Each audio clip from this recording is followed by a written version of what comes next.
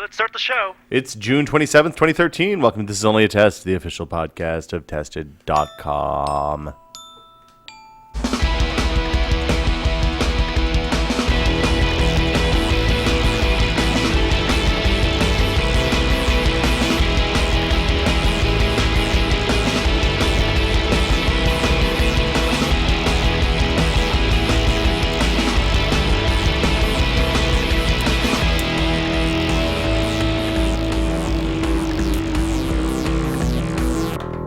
I'm Will Smith. Directly to my left, drinking a diet beverage. Nope, not going to happen again. Nope, it is 25 minutes. Norm, you're not wearing your headset. You're very loud and very close to the microphone.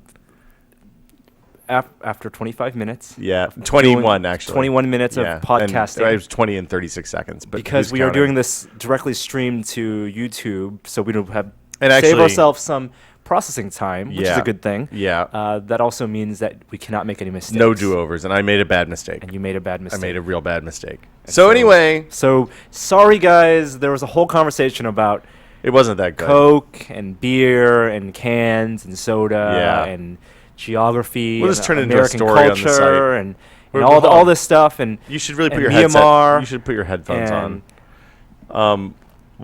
See, what you're doing right now is really illustrative of why you shouldn't put your headphones over the stand like that. Because somehow you've messed this up really badly. Okay, there you go. Mistakes were made. So let's just get right into it. Sorry, no podcast last week. Will was out traveling. Wes is here. Hello. Norman Chan. Norm is salty. Norm is salty. Beer is sweet. Canned beer is delicious. You know that? I drank a lot of canned beer last week. In Tennessee. Cool. A little bit in Virginia, but mostly in Tennessee. Yeah. I was on vacation. I took the Munchkin on a victory tour. Be careful now. I know. Hey, Will, this is where the mistake was made last time. What's your grandmother's name, Will? My grandmother's name is Nora.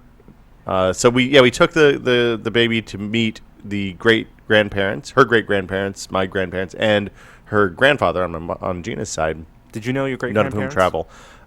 I knew one of my great-grandmothers. You have 8 of them. I have 8 of them. She was the only surviving one past my childhood. Yeah, me too. You also have 8 of them, Wes. Whoa. Well, I think sometimes. I think my great-grandparents probably died in like the 60s. Most of mine did. So, but I'm a little bit older than you, so that makes more sense. So I had one that survived to be 96, and so she died when I was about 8. And she was salty also. Her name was Granny Smith. Oh. Was that her name? I mean, it's funny. I don't know what her first name was, but everybody called her Granny Smith. That probably made her teenage years real sad. How about them apples? Yeah. She made a mean biscuit, but I don't think I ever had a pie from her. So, Norm, great-grandparents? I had one that was alive till my mid-teens. Wow. And that's a good run. Super sad story. Went to visit her, take photos, and the camera back then, before digital cameras, the film reel was exposed before the photos. So you don't have pictures? I do not have pictures of that visit. I took a lot of pictures of the Munchkin with the great-grandmother. The only picture I think I've ever seen of my great-grandfather, I think the only one I've seen on my dad's side is him wearing some like 1930s pants holding up like a giant fish from the ocean. That's like when you say 1930s pants, do you mean I'm thinking pants with the pants above the belt? No, like golf pants with the weird poof kind of going on, like out of the thighs. I think so. Yeah. Yeah, and maybe a little bit of waistline above the belt. I'm going off of like a photo I looked at last 10 years ago. Okay. But he had like a 6-foot-long fish. I believe the pantaloon is deep coming sea back. fishing. It's part of the pirate look. Come back. The inflated pants, the inflation up in the thighs, I believe, is going to come back, while the tightness in the heel will remain. So you think we're going to go back to parachute pants? Like pegged jeans and parachute pants? I think material science will make them class above parachute pants. Just picture MC Hammer with a giant sea bass, and that was my great-grandfather. Okay, that makes sense. I actually, the picture is perfectly clear. Yeah, so we basically took the child to the East Coast and raised her high above our heads like Simba in The Lion King and said, "Presented to you, the new family, the new child." Have you seen the Your blood lives on. Yeah. Have you seen the actresses' heads exploding Tumblr? Yes. And have you seen the Simba? This one that's not an actress, No. but one of the actress's head exploding Tumblr is like all these, some live action, some animated movies where they just make a GIF of like a 10-second scene, and then the character's head just pops off at some point. Just and, to be like, clear, in the movie, the character's head would not pop off or Right. explode. And This when you is- say pop off, do you mean like just a crude It's- South Park style? it's kind disconnect? of cheerful, like it's not real. It's not menacing. There's no blood spurt or anything. Is it like the head becomes a balloon and kind of like flies It's off? not that. No, it's not there's that like whimsical. a little explosive graphic, and then the head's gone, and there's just like the severed neck with like the neck bone and like Okay. red meat, but no blood spurt or anything. Yeah. And then usually it's something funny. Like there's one from Snow White where her head pops off, and then all the animals freak out and run away. So it's taking advantage of the bit in the movie when something unexpected happens Right. to make something even more unexpected happen. If we're going to break down the joke all the way. And then there's an unrelated no explosion head exploding one from The Lion King where Rafiki takes Simba up to the top of Who's the Rafiki? the monkey. mom? The Oh, the monkey, okay. He takes Simba I didn't up, know he had a name. and all the animals are looking and like bowing, and everybody's happy in the circle of life, and then he just throws him off the edge. We didn't do that. I also went to my 20th high school reunion. Oh Whoa. my goodness. Yeah. Wow. What Yeah. timing? Yeah, well, we knew we were going to go in June, so when the reunion was announced, it just worked out. Why do they do reunions in June and not like over the holidays? Well, because when you're in, like, you did the reunions. We didn't do reunions for the first 5 and 10, I guess. My class didn't. Were there a sobering number of people who had died over the past Not 20 yet. years? That's next time, dude. But way to keep it grim. I've had people die already, and I'm not that far out of high school, so You haven't had your 10-year reunion. no. yet. I'm- We've I'm not had a 10 years couple out. of tragedies, but nothing real bad.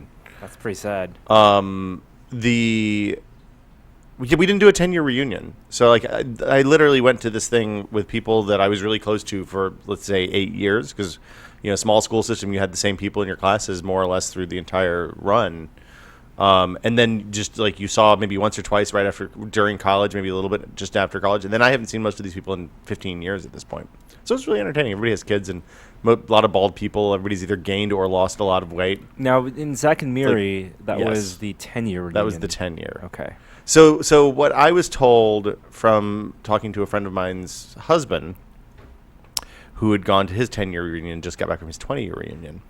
He said that the It'd be really 10-year funny reunion. if he had all gone to his 10-year. Yeah, well, when- nice job. He said that the 10-year reunion that he went to was very much about how awesome you are. It was the contest to go in and show everybody, I am doing so much better than all you want assholes. To win. Yeah, you wanted it's to How I win. Met Your Mother. Whenever you meet someone who, in your past, there is the unconscious. You need to win. It's not unconscious for some people. Well, subconscious. Yes. At the 20-year reunion, it was much more just like, hey, what's going on? People seemed very secure with where they were. It was in a really sweaty bar in Bristol, and we had a nice time. It was nice So to see how many people were we talking? Like, Probably 60, 70. oh dang. But couples, a lot of couples. So I would guess like 40 people from the class maybe, and then a bunch of spouses. Was that roughly the size of your graduating class, or were there just a lot of people No. who didn't come? Probably graduating class was 150 people, if I had to guess. So, I mean, there were a lot of people who didn't come. It was kind of short notice. Like, it was somebody was like, "Hey, we haven't had a reunion yet. Somebody better get their asses in gear." Were there people who stayed around in that area? There aren't that many people who stayed around. There were definitely some. so Like, they passed the small town test. a lot of people moved to Knoxville. Like, there were a lot of people from Knoxville, which is about 2 hours away. There were a fair number of like Atlanta and Charlotte and Asheville and those kinds of places. They stayed in the region. A lot of people stayed in the South. A handful of people moved to New York. I think I was the only California person. So they had like relatively short trips. Yeah, I mean, for the most part, it was like a fair number of people drove as far as spend as much time driving as I spent flying. So 4 or 5 hours. 6 hours to get there because there's plane changes and you're lucky because when you go home you can take a direct flight always. Atlanta's the biggest freaking airport. Yes. I had to go through Chicago and sit in the Chicago airport for 5 hours with a 5-month-old baby, which I'm going to go ahead and tell you that is a thing to be avoided. So tell us about the the experience of traveling with a newborn and being that person. Did you? Because hold on. What's this that person stuff? Well, are you discriminating against babies? Are you babyist? no, I think that it is a different scenario. Yeah, it is a different scenario. So then you are, and it is a minority case. So I'm usually the guy who has like when we go on a trip, unless we're going someplace and have to check bags because of cameras or whatever, I usually pack everything I need in one carry-on, like one roll-on carry-on, or if we're just going for a night or two, I'll chuck it all in my messenger bag. Like I am a very light traveler. That is not the case when you travel with the baby. So what are the additional things you need to bring? Well, we brought a stroller. On the plane? We brought the real stroller. Well, you don't bring the stroller on the plane. What you do is bring the stroller to the gate, and then you fold it up and put it in a bag, and then they gate check it, and then they pull it out when you get off. So those people that are waiting by the little loading hatch on the jetway when you get on and off the plane, they're waiting for strollers or wheelchairs. I learned. So Stroller is kind of like a wheelchair. it is a wheelchair for babies. So yeah, the stroller, you have to bring a car seat, which never even occurred to me before. But like, you can't leave the airport on the other end if you don't put the kid in a car seat. So that means you either have to rent a car seat there, which renting a car seat from the rental agencies is a real hit or miss experience generally. Because they This suck, is or a they're really business expensive, opportunity. or Both. Sometimes they don't. Sometimes you know how you rent a car sometimes, and then they're like, "Well, we don't have the car that you reserved, but we have this one instead."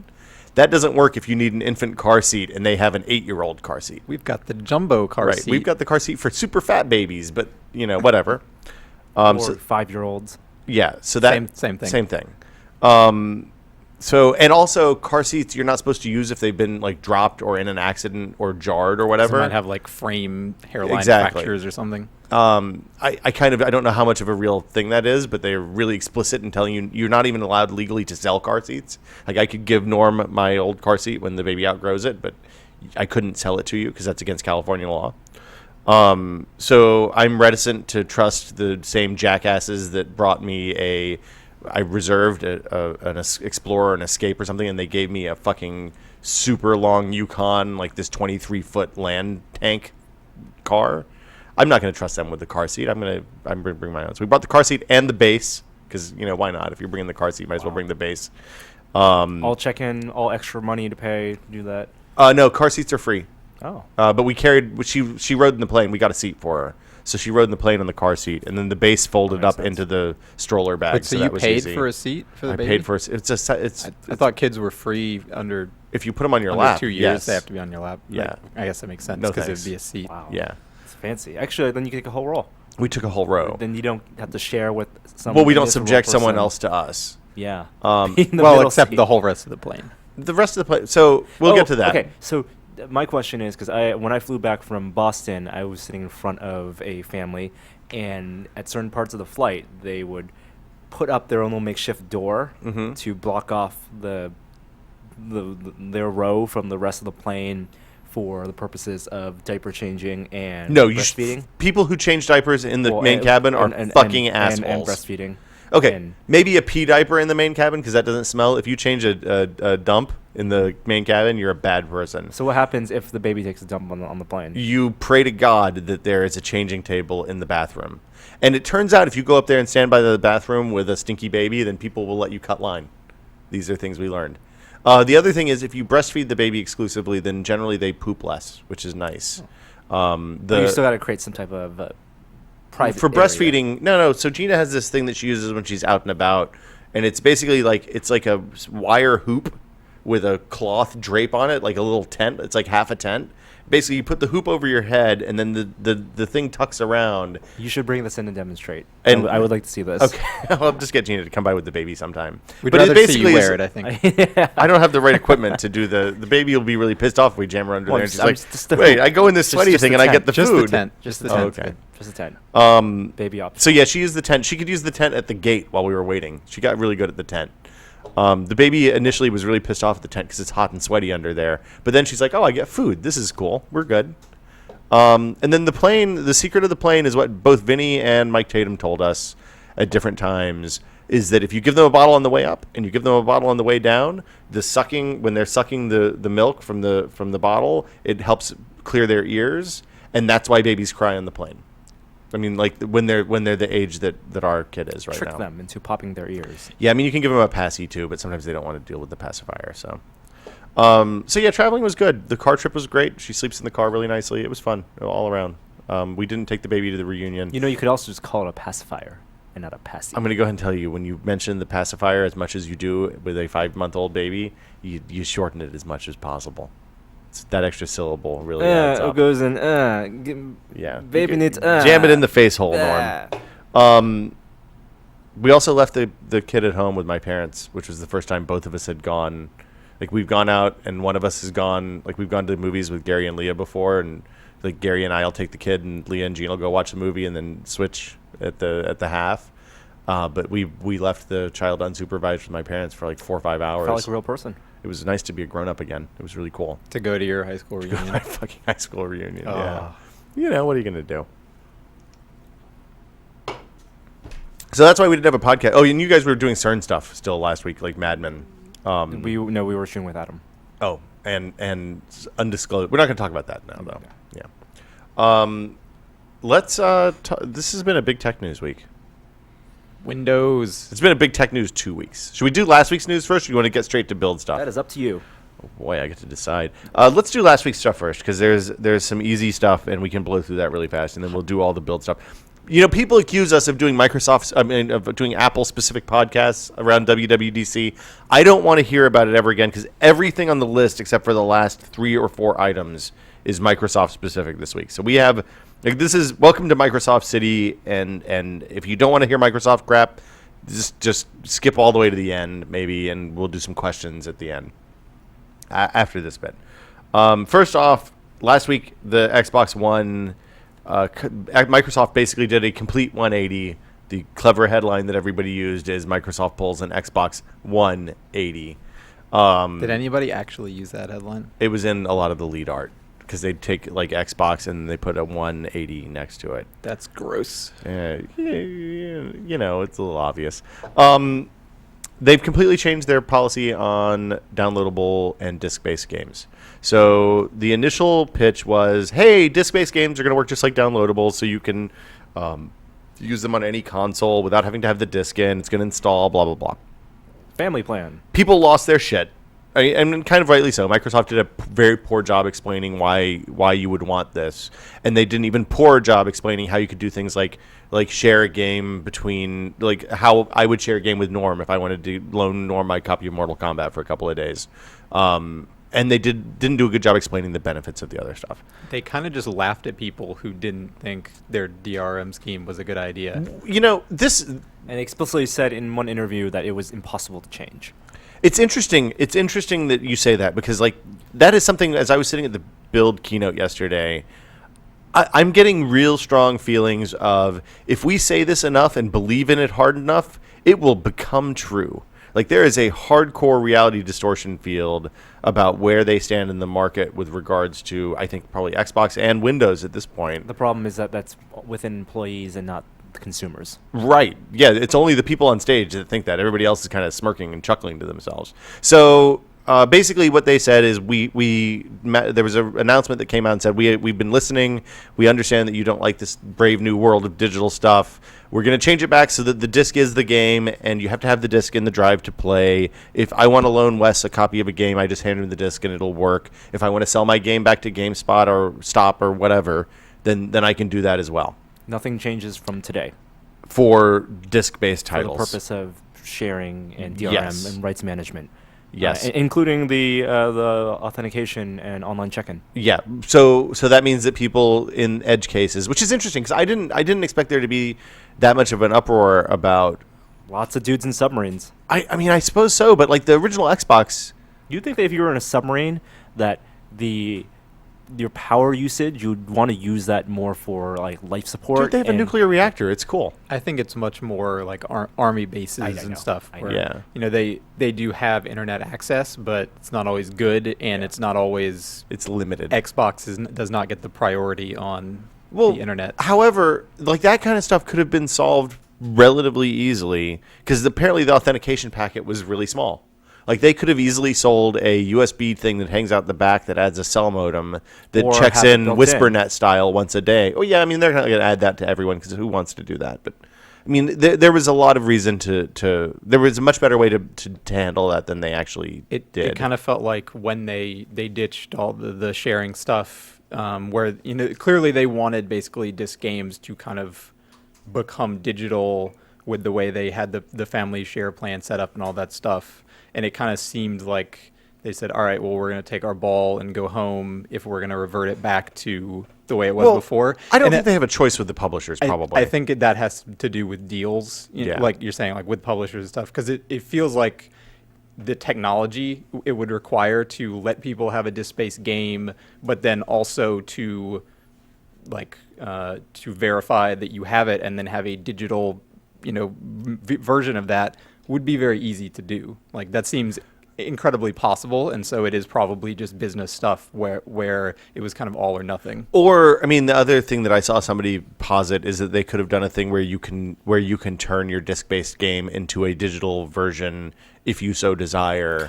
But at that point, that game is no extra steps. Yeah, I mean, it boiled down to the problem that the Sony video, the Sony lending a game video illustrated so clearly, which was, here's the 12-step process on one side for me to share a game with you one time, which I can do with one person for the life of that game, versus here's the disc, you put it in the drive, and it just works.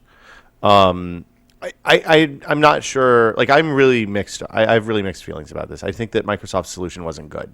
Like, I think what they were trying to do, I think they handled it really poorly. And it was hard to tell exactly how good it would be because they were so bad at explaining it. Yeah, and just to be clear, Sony... So are we happy that they pulled the 180? Well, I mean, we don't know what the digital... Like, are you going to buy games on disc for the next generation of consoles? I'll buy some games on disc. I don't know if I'm going to buy some games on digital. Have you ever sold a game back to GameStop? No.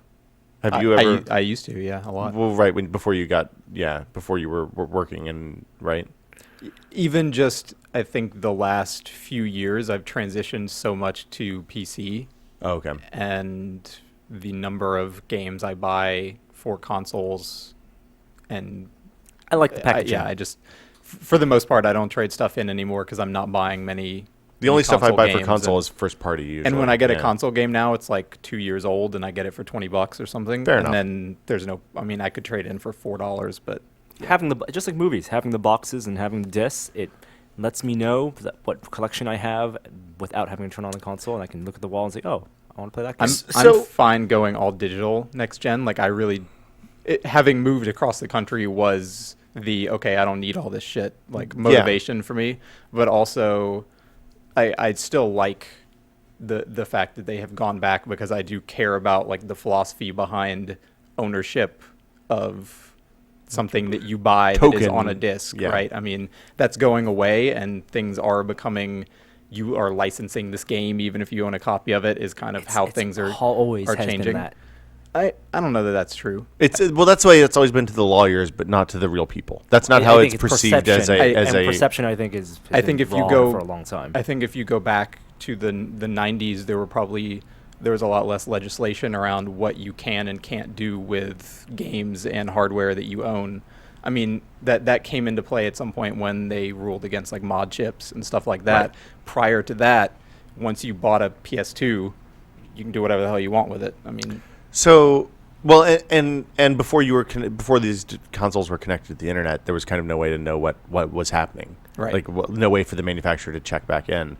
I feel like had Microsoft had a history of doing Steam-like sales, like one of the reasons people are okay with Steam is that they deeply discount stuff on a fairly regular basis. You know that there's going to be a summer sale, you know there's going to be a fall sale, you know there's going to be a winter sale. Also, I think people swap out PCs and use multiple PCs much more than they do consoles, and so having that synchronized account is much, and cloud storage is much more beneficial. But yeah, I mean, but the point is, when you go to when you go to the Xbox store and you look at a copy of Crash Bandicoot Nuts and Bolts, which is at this point like a 4-year-old game, and I can go into any GameStop in the country and buy a used copy of that for $8, and it's still $25 or $30 on the Xbox Live download store.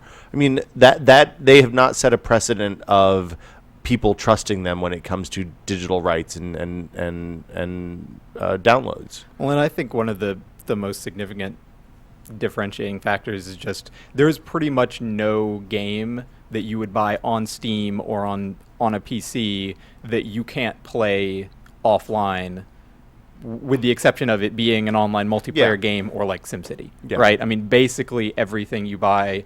If it's, I mean, SimCity is essentially an MMO for all intents and purposes. You can use Steam in offline mode in perpetuity, right? 2 weeks.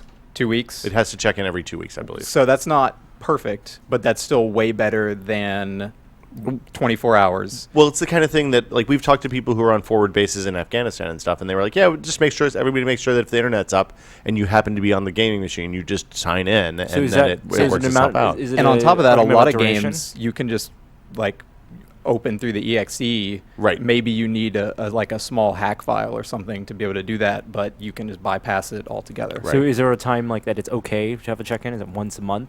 Okay. I didn't, as a normal person, I didn't feel that the check-in was offensive.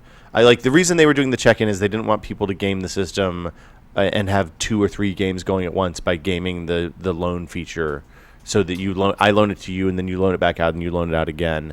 And as soon as you loan it, it goes offline, and then you have 2 weeks to finish the game. Because with a 4-hour game, 2 weeks is more than enough time to finish a normal retail. Which is, again, something they could have game. done. They could have explained way better in messaging. Been like, we're going to let you share your games with your friends. This is awesome, but we can't let you share it with 50 people, so you got to check in every once in a while. Right. They never.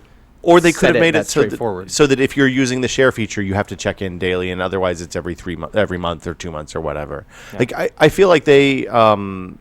I feel like they really dropped the ball explaining it. I also wonder if maybe that they didn't have any publisher partners on the share stuff, so they couldn't actually come out and say you're going to be able to share all of your EA, Activision, and Ubisoft games, because I'm sure that the publishers have to agree to that, just like Kindle book publishers have to agree to the Kindle lending feature, which is why nobody supports it. It's like Tor, and that's pretty much it that I regularly read.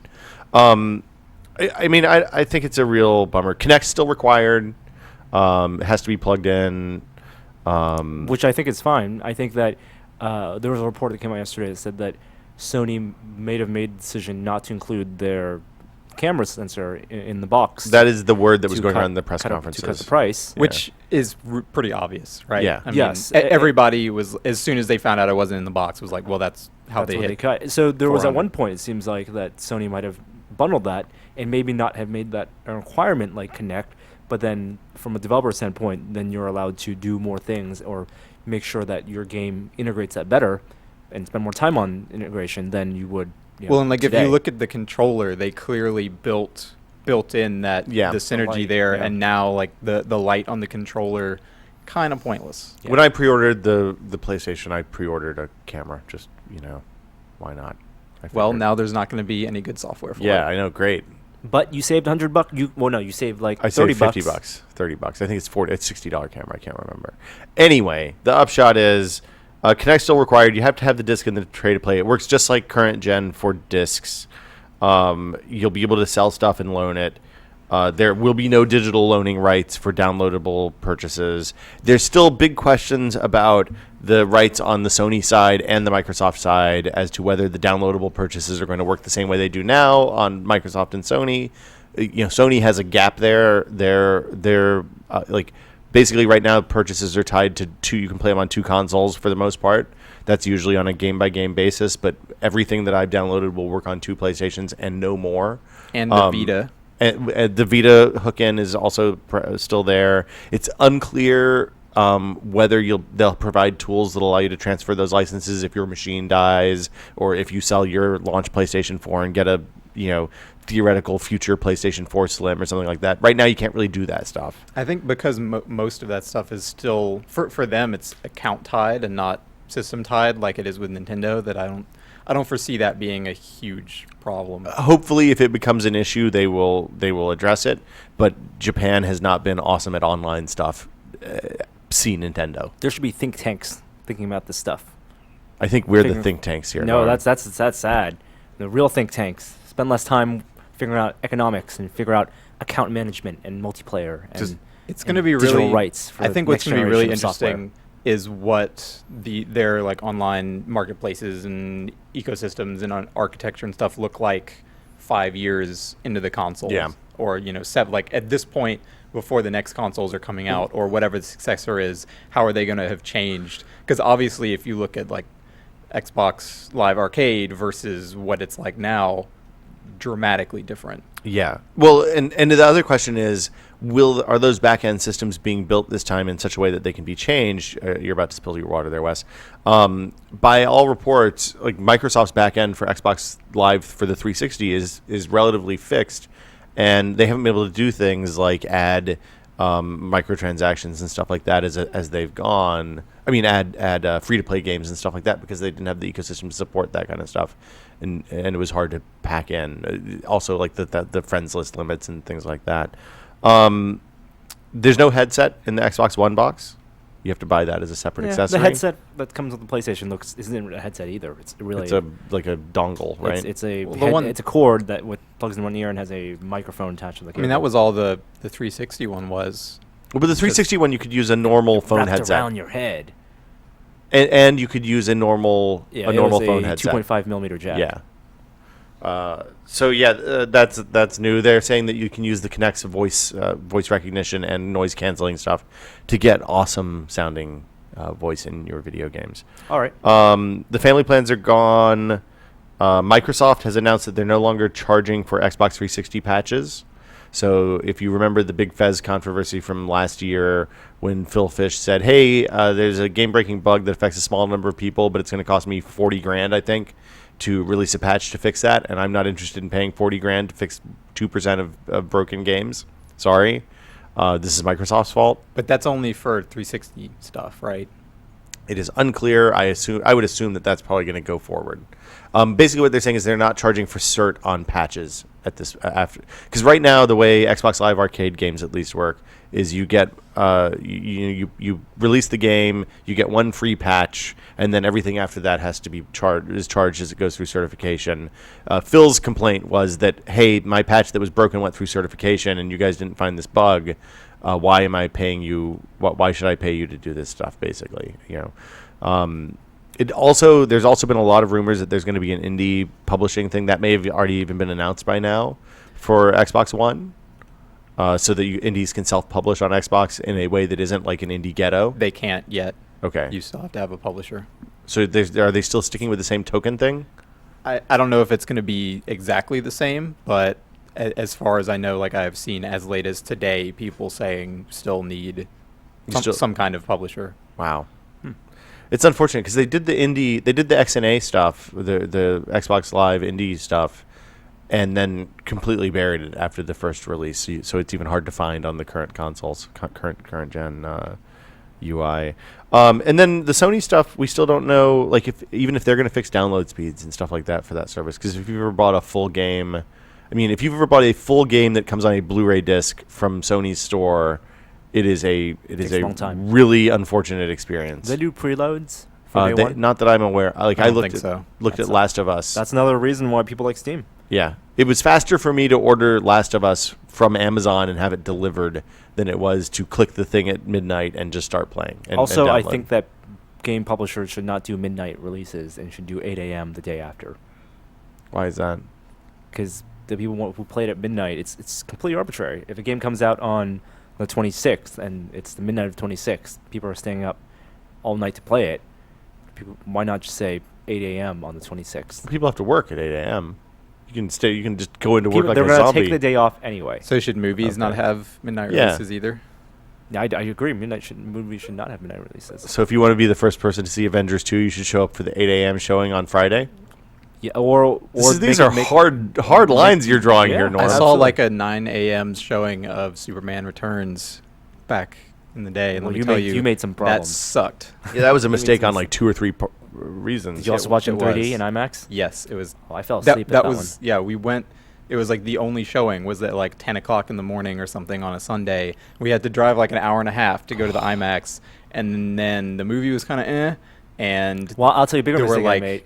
3 scenes in the whole movie that were IMAX were 3D. Yeah. I had to pee so bad by the end of that movie. It was so fucking long, and we were in Metreon's IMAX, so it was like in the middle. So like you basically had to walk by about 80 people to get out, it seemed like. It was really bad. I went to see Unfortunate experience. my first Harry Potter movie in theaters so I could watch a trailer for that movie. Which Superman for which Returns. Harry Potter movie? Do you remember? It was the Goblet of Fire. Okay. You picked a good one, I guess. Was that the Coron? No, No, that was the third one. Prisoner of Azkaban. I haven't was- watched was Alfonso Cuarón. These movies are Um, charming. And then, yeah, it's sometimes you got to watch a movie to watch a trailer. But now these days you don't, I guess. Just You download kids from are the internet. lucky. Oh boy, So you're way lucky. too young to be talking about kids.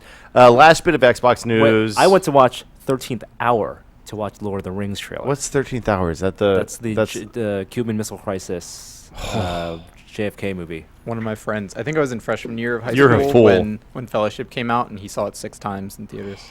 That's too much. I took my little sister to see Two Towers, and she hadn't seen Fellowship, so I expected there to be like a story so far bit at the beginning to kind of, nope.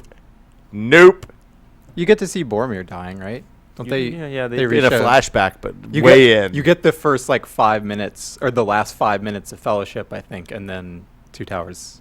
Well, no, it starts with Gandalf falling, Yeah, Yep. that's right. right? Well, you see the fight, which is cool. Yeah, but she was like, "Who the fuck is this guy? And what is this?" And Why are they in it the basically sky? ruined the It's- experience for both of us. Why are they falling through the sky into Yeah. hell? Yeah. Why are they falling through the sky in a hole? It just makes no sense When at you're all. watching a movie, don't ask the person next to you questions, regardless of your relationship That's to them. the worst. It was- Do not do that. Anyway. Please. Why doesn't Lois know who Clark is? Why? Wait, she didn't. Never mind. Microsoft announced Connect 2 for Windows devs. It's going to be $400 for the dev kit. And it's not the same. You can't compatible can't plug in with your Windows PC. Xbox Connect to the PC. I'm going to get crazy here, and I'm going to say that somebody's going to figure that out in like 15 minutes. That's probably a good point. Because if it's like the last one, it's just a USB plug plus some extra power with a custom connector. So it might just however, need like custom drivers or No, something. you remember with the first Connect that Microsoft didn't release drivers initially. People did have to crack that Yes. on their own, and it did come relatively quickly. but they didn't encrypt the data or anything like that. Like they made it easy for them to figure out. Basically, is what everybody's told. They were just normal USB human interface devices. You have to apply for the initial wave. They'll be available in November, and if you're an interested developer, you basically put in your pitch for what you'll do with it and what you've done in the past. This is Microsoft's and Google they'll charge you. Glass Kind of, yeah. alternative. If you, but I think it's actually more interesting from a developer standpoint because what people are doing with Connects are more interesting than what people are doing with Google Glass. Just the robotics and room mapping stuff alone is super cool. So I'm interested to see what people do with that. And that's it for Xbox news, unless I missed something That's it from Xbox news from last week. from last week. Was there more? Is there Xbox news today? Oh, I don't know. I didn't see any yesterday. Makerbot got bought. Stratasys, which is one of the companies, ironically, that RepRap formed to fight, like to build an alternative, a patent-free alternative to additive 3D printing. Makerbot came out of RepRap, obviously. So Stratasys, which I think is an Israeli company, they own a patent for what they call it's a specific name for what's it basically It's a laser additive. sintering. It's not. They own a have bunch of patents, right? but But the additive 3D printing that we are familiar with, that the Makerbot and all the RepRap printers do, the extrusion and the layer stuff, they have a specific name for it. yes, And they own a patent to that, yeah. and it's basically the same technology. I don't know. I'm not a patent attorney, so I'm not going to talk about that. But yeah, they own Makerbot now. It was a stock deal worth what, $400 million or something. And as of the closing of the stock price on that day, they announced, which went up, and then in addition to $200 million in bonuses. So by the time the deal is actually closed, assuming everything goes through, it could be worth substantially more Substantially or more. less, I Yeah. guess. The interesting thing about Makerbot is they're filling. It seems like they're filling. Stratasys has a lot of like $20,000 and $25,000 printers and up. They don't sell a lot of inexpensive printers. They don't have any inexpensive printers. So Makerbot's going to run as an independent division underneath them. Now, Bree's still going to be in Yes. charge, arguably. And I assume that they're trying to make it low-cost, entry-level 3D printers and fill a gap in their line. you got to wonder what the margins are like on something like Replicator 2, which at between $2,000 and $2,800.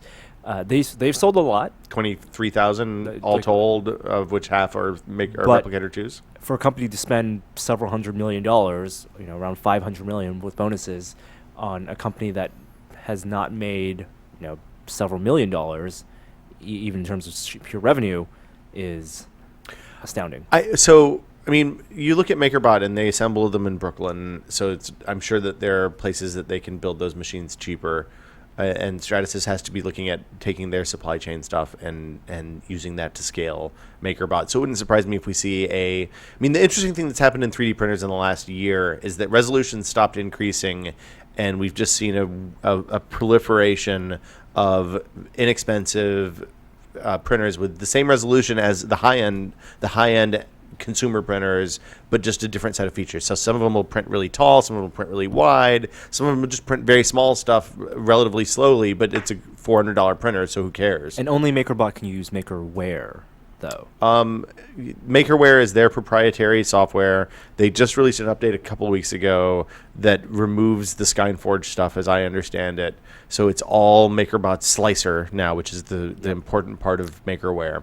I think that because Makerbot, for better or worse, has gotten some ill will from the RepRap community. And the open hardware people in general. And the open hardware people in general, this is going to really galvanize that community to really make those cheaper, affordable 3D printers and the software that goes with that better. Yeah. And even if you're going to be able to buy a high-quality Makerbot in a year from now that for $1,500 or $1,000, the alternatives are going to still improve, and I think it's good for everyone. So I've been looking at RepRap designs lately, and our printer is working well enough now that I feel like we could print the parts that you can print using it, and could just buy a hardware burrito and put together a RepRap printer relatively I easily think the idea of the RepRap with the philosophy of making a printer that can make itself is novel, but I think should not be the goal of that movement. Well, the idea, I mean, they're trying to make von Neumann machines, right? I think the interesting thing about that is that you get a lot of what we know about working with 3D printers. I know because we put together those first two machines, so I have a really good core understanding of how that stuff works. Not necessarily on the software level, but I can look at it and tell, this isn't happening the way it should. Here's probably why, and I'm going to fix it now. What's the name of that new 3D printer, Wes? That's on Kickstarter. That's there are two. There's the one that's self-contained kit that looks polished, and then there's the simple, what was it called? Yeah, I'm blanking too. One of them is called the Simple Printer, isn't it? The Simple Printer is the one that's, I'm opening Kickstarter now. So the one on Kickstarter is actually, I think it's like a $400 machine. It was $350. $350. It's 400. I think the $350 ones are all sold out. They're okay. It's around $400. The Buccaneer. That's the Pirate company. Yes. And that one looks like, from a design standpoint, looks as polished as almost a Form 1 printer, but it's a simple RepRap style printer on the inside. But it's in a slightly more friendly package that's a little bit easier to control, hopefully. The other one is the OpenBeam Kessel Pro, which I think is probably a Rostock design, but I'm not entirely sure looking at it. It kind of looks like a Rostock design. So what was the general maker community response to Makerbot getting bought? I actually haven't looked because I was traveling, so I intentionally didn't look at email and stuff the entire week, pretty much, which was really nice. So I did, and I'm going to go ahead and tell you by like Thursday when this was announced, the last thing I wanted to do was dive into message boards full of angry open hardware nerds. Fair enough. I am judging by the Makerware announcement last year, and I can't imagine that they're super thrilled. Also, that this new company Stratasys owns Thingiverse.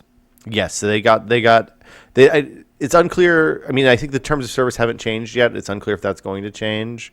I think Thingiverse at this point is probably as valuable as the printer itself, just because it is, like, I've looked at other, even places where you can go and buy 3D models that are pre-made, and what you get for free on Thingiverse is pretty amazing, especially now that they've added the ability to customize.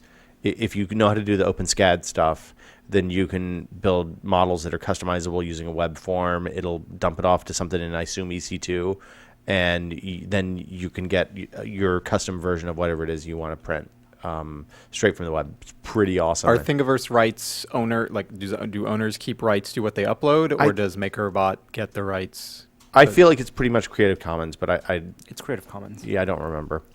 It's not like Flickr where it says, do you want to keep this under your copyright, or do you want to assign Creative Commons to it? I think that everything is Creative Commons. And I if you think that upload going it. forward, I can absolutely see Thingiverse adding tiers of rights management so that people can sell their designs on Thingiverse. It doesn't have to be as open. It can be, but I don't see it being open forever. I mean, I think that there's a big argument in favor of keeping things open on Thingiverse, because if their goal is to sell 3D printers, which seems like Stratus's goal probably is, then having a massive database full of shit that you can download and print for free is I'm not sure if they're. I think that if you're selling $25,000 printers, then yes, your goal is to sell hardware. But if you're selling, a $1,500 machine, or as printers have to get more affordable to be competitive, maybe a $1,000 machine, and even if your margins are 50%, and you're selling for quantity, then you're also going to want to sell designs and have a license model for designs. That's true. I mean, that's how Cubify works. That's how What's 3D Cubify? 3D Systems. Oh, the thing that you saw at CES this year? I mean, 3D Systems, that's the big competitor. I mean, that's the one that's going to be in Staples. They have, self-contained 3D printers, much like the Makerbot, arguably even more user-friendly than the Makerbot, but people are selling designs in their store. And so The App here's Store model. the license options right now on Thingiverse are a mixture of Creative Commons, like attribution, non-commercial, share alike, no derivatives, etc., GPL, LGPL, and BSD licenses. So you can choose, but there is no hold the copyright for yourself. I think that looking at how that stuff has worked with, I can't remember what the name of the company is, but there's a company that makes like cutters for crafting stuff. And it's the kind of thing you buy at Michael's if you're into scrapbooking, and basically you take this thing that is a not a laser cutter, but it cuts out fabric and cloth and paper and stuff like that into patterns you could never do by hand. Like scissors? But it's a CNC device. So it is a relatively inexpensive CNC device that they sell cartridges basically that you plug in and get the patterns you want. So if you want to cut out butterflies, you got to pay $10 for the butterfly cartridge, jam that in, and then you can use it X number of times, almost as if it was a renewable resource like ink, except it's not. Mm-hmm. People have universally rejected that model. Like if that is what they want to do with Thingiverse, it's going to go very badly for them. I hope it doesn't stay that way. So anyway, that's Makerbot. We'll see how that goes. I'm like I said, I'm interested in. I'm investigating RepRap options as we speak. NVIDIA's Shield, which was supposed to be out today. Yesterday. Oh, yesterday. Shipped yesterday, 26th. Yeah, is delayed, and they dropped the price. So first they dropped the price, and then they delayed it yesterday. They dropped the price when they announced that the 26th would be the ship date. So they waited to delay it until the day before it was supposed to come out? They waited to delay it the day it was supposed to It ship. seems like a bad idea. And they claim they blame the delay on a third-party controller manufacturer. Like a mechanical problem is what they said, right? You don't want to run into the early Ouya problem with bad controllers, but everyone who was excited for the Shield just has to wait a little longer. No one who saw that Ouya controller, who's handled it, has told me, "Oh yeah, this is anything but dog shit." Yeah, I don't think. Well, it was designed by. I don't think I've heard anything Behar. positive on it. Yeah. Yeah. I think general sentiment was, if not worse. The best was that the sticks are too twitchy, the touchpad is almost unusable, and it squeaks. I don't want a squeaky controller. I mean, I guess. Anyway, they supposedly have fixed the controller problems from the early Kickstarter ones for retail. So when's the Shield? It's July. So Early delayed July. a month, basically, or 2 weeks. A couple weeks. The Ouya is Ouya out. Nope. I thought that was Just good. because you I write like it down that does one. not mean you have to say it. I put it down so I wouldn't forget. Ooh, yeah. Isn't there still kind of a controversy that backers? Some backers have all, not. Really? Yeah, like And it's in Best Buy? It's in yes. What the hell, Ouya? Because the shipment, the supply More like chain. Uno. No, supply chain goes. It was separate. Fulfillment to Kickstarter backers was in a different chain than shipment to partners. Do you know what that sounds like? A great Shittiness. big stinky excuse for fucking up. That's really lame, dude. That's not acceptable. Kickstarter backers first, then retail. I think that. Don't care. I think it's acceptable. I don't think you should buy stuff from Kickstarter expecting a pre-order product. But Yes, if they're saying they're going I to think deliver that's how by it a was date, presented, though. yeah. I think that's a fundamental problem with Kickstarter Does more this- than it is the problem with Ouya. And Does- I'm not saying that the Ouya mishap isn't bad. I think I feel terrible for the people who backed it, regardless whether they have one now or they don't. They don't have theirs yet. Agreed. Oh. But You know, if Ooh, you no. Dude, you ordered can one, play Super Mario World on it though. cool. So You can play Mario 64. who on was it? Who had the picture of the Ouya next to like this? It was a penny arcade joke, right? Yeah. This plays every game ever made. Yeah. Yeah, that sounds really awesome. Like all the games, man. and you can put XBMC on it, which is great because my Boxy Box is not seeming particularly awesome these days. The thing though that is weird to me about that is like, okay, I understand why people are talking about that because Ouya is basically being like, hey, yeah, illegally emulate games on our system. Do it. That's cool. Yeah. And that's like that part deserves attention. But how many other platforms can you emulate a Super Nintendo on without a crappy controller, right? Like, Well, you can plug a PS3 controller or an Xbox controller into that thing. Okay, but you can still emulate all of those games much more easily on Something a- connected to your TV? on a PC. Is your PC in the living I room? think the connected to a Ouya TV? is a fine as a tinker's box. People want to hack it and know what they're getting into. Totally fine. I think that if you're buying it as a gaming console, as your sole gaming console, or even as a secondary game console, you're going to be disappointed. So, right I now. mean, there are a few games that are coming out. It's apparently very thin. And even the side loading process for Android, if there's no access to Play Store, side loading has very, very hit or miss. The Some games just won't even load. And some of the games that were Play Store games that were customized for the Ouya are a lot more expensive on the Ouya store than on the Play Store, which is lame. I know that there's some stuff coming out that people are excited about. That Towerfall. I think that's what it's called. It's Tower something. I was Yeah. gonna say that too, as people have been super I've super heard up on it. Multiple people who I trust, whose opinions I trust, talk with kindness toward that game. And it's an exclusive, but maybe not for that long. I mean, Yeah. but speaking of kind of on the Microsoft front, I'm super excited that Skulls of the Shogun is coming to Steam.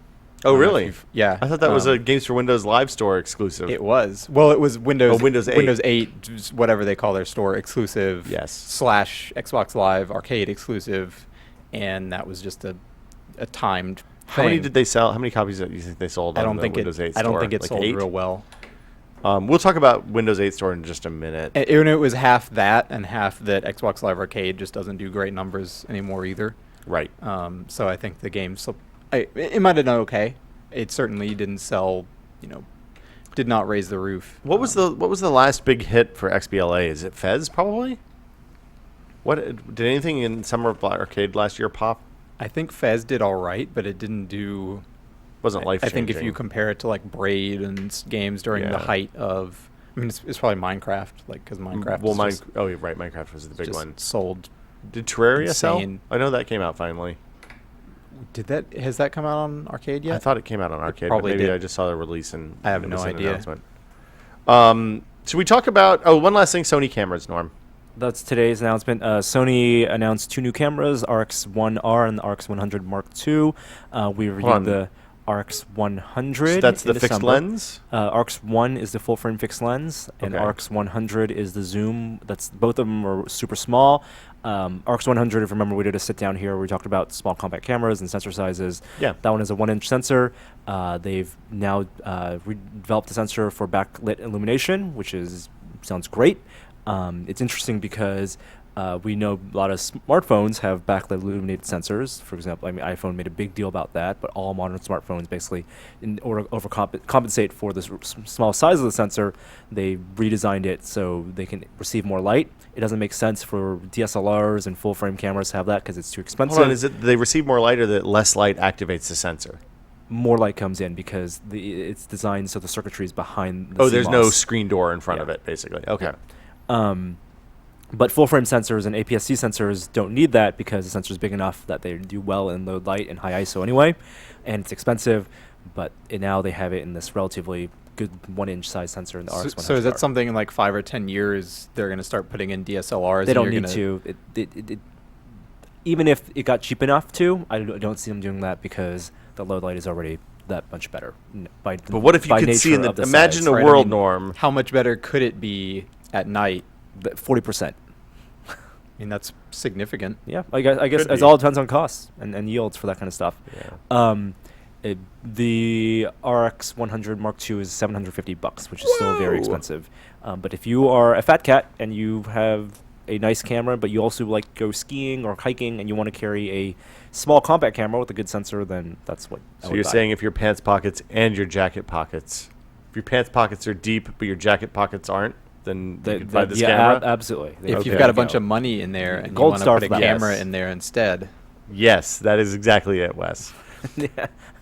Build time, gentlemen. Let's talk about Microsoft. So this is Microsoft's annual developer event, which I don't understand the idea of pitching Because developers. No, Developers, No, developers. don't do that one. He yelled yesterday. That touch thing. I think they toned it down on the stream because he was sweat was flying everywhere. he was just screaming "touch."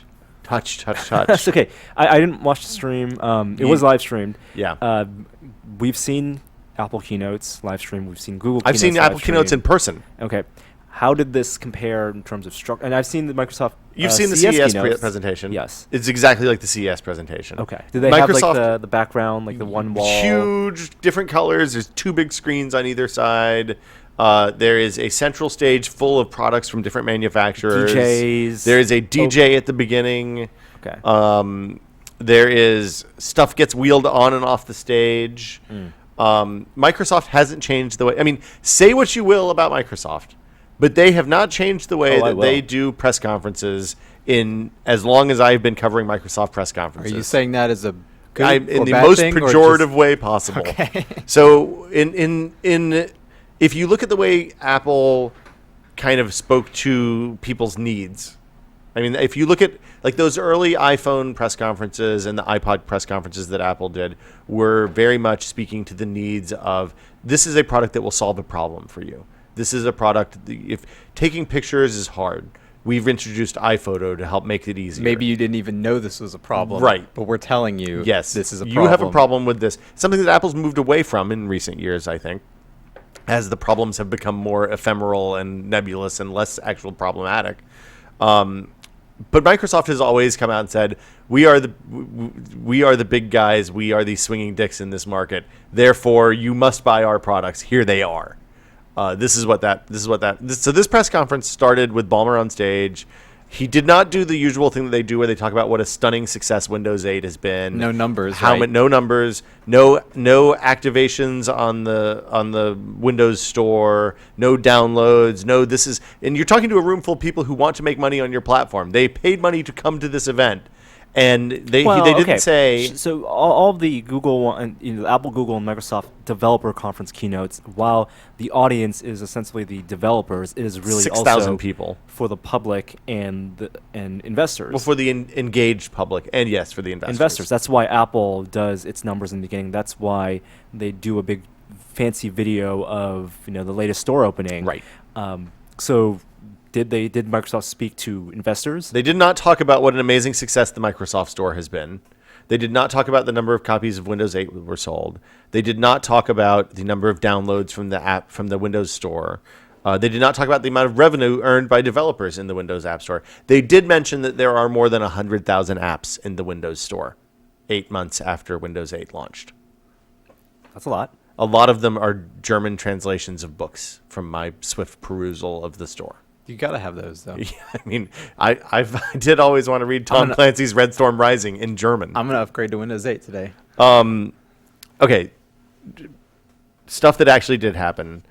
The preview's out yesterday. You can download it. It's at preview.windows.com. Windows 8.1.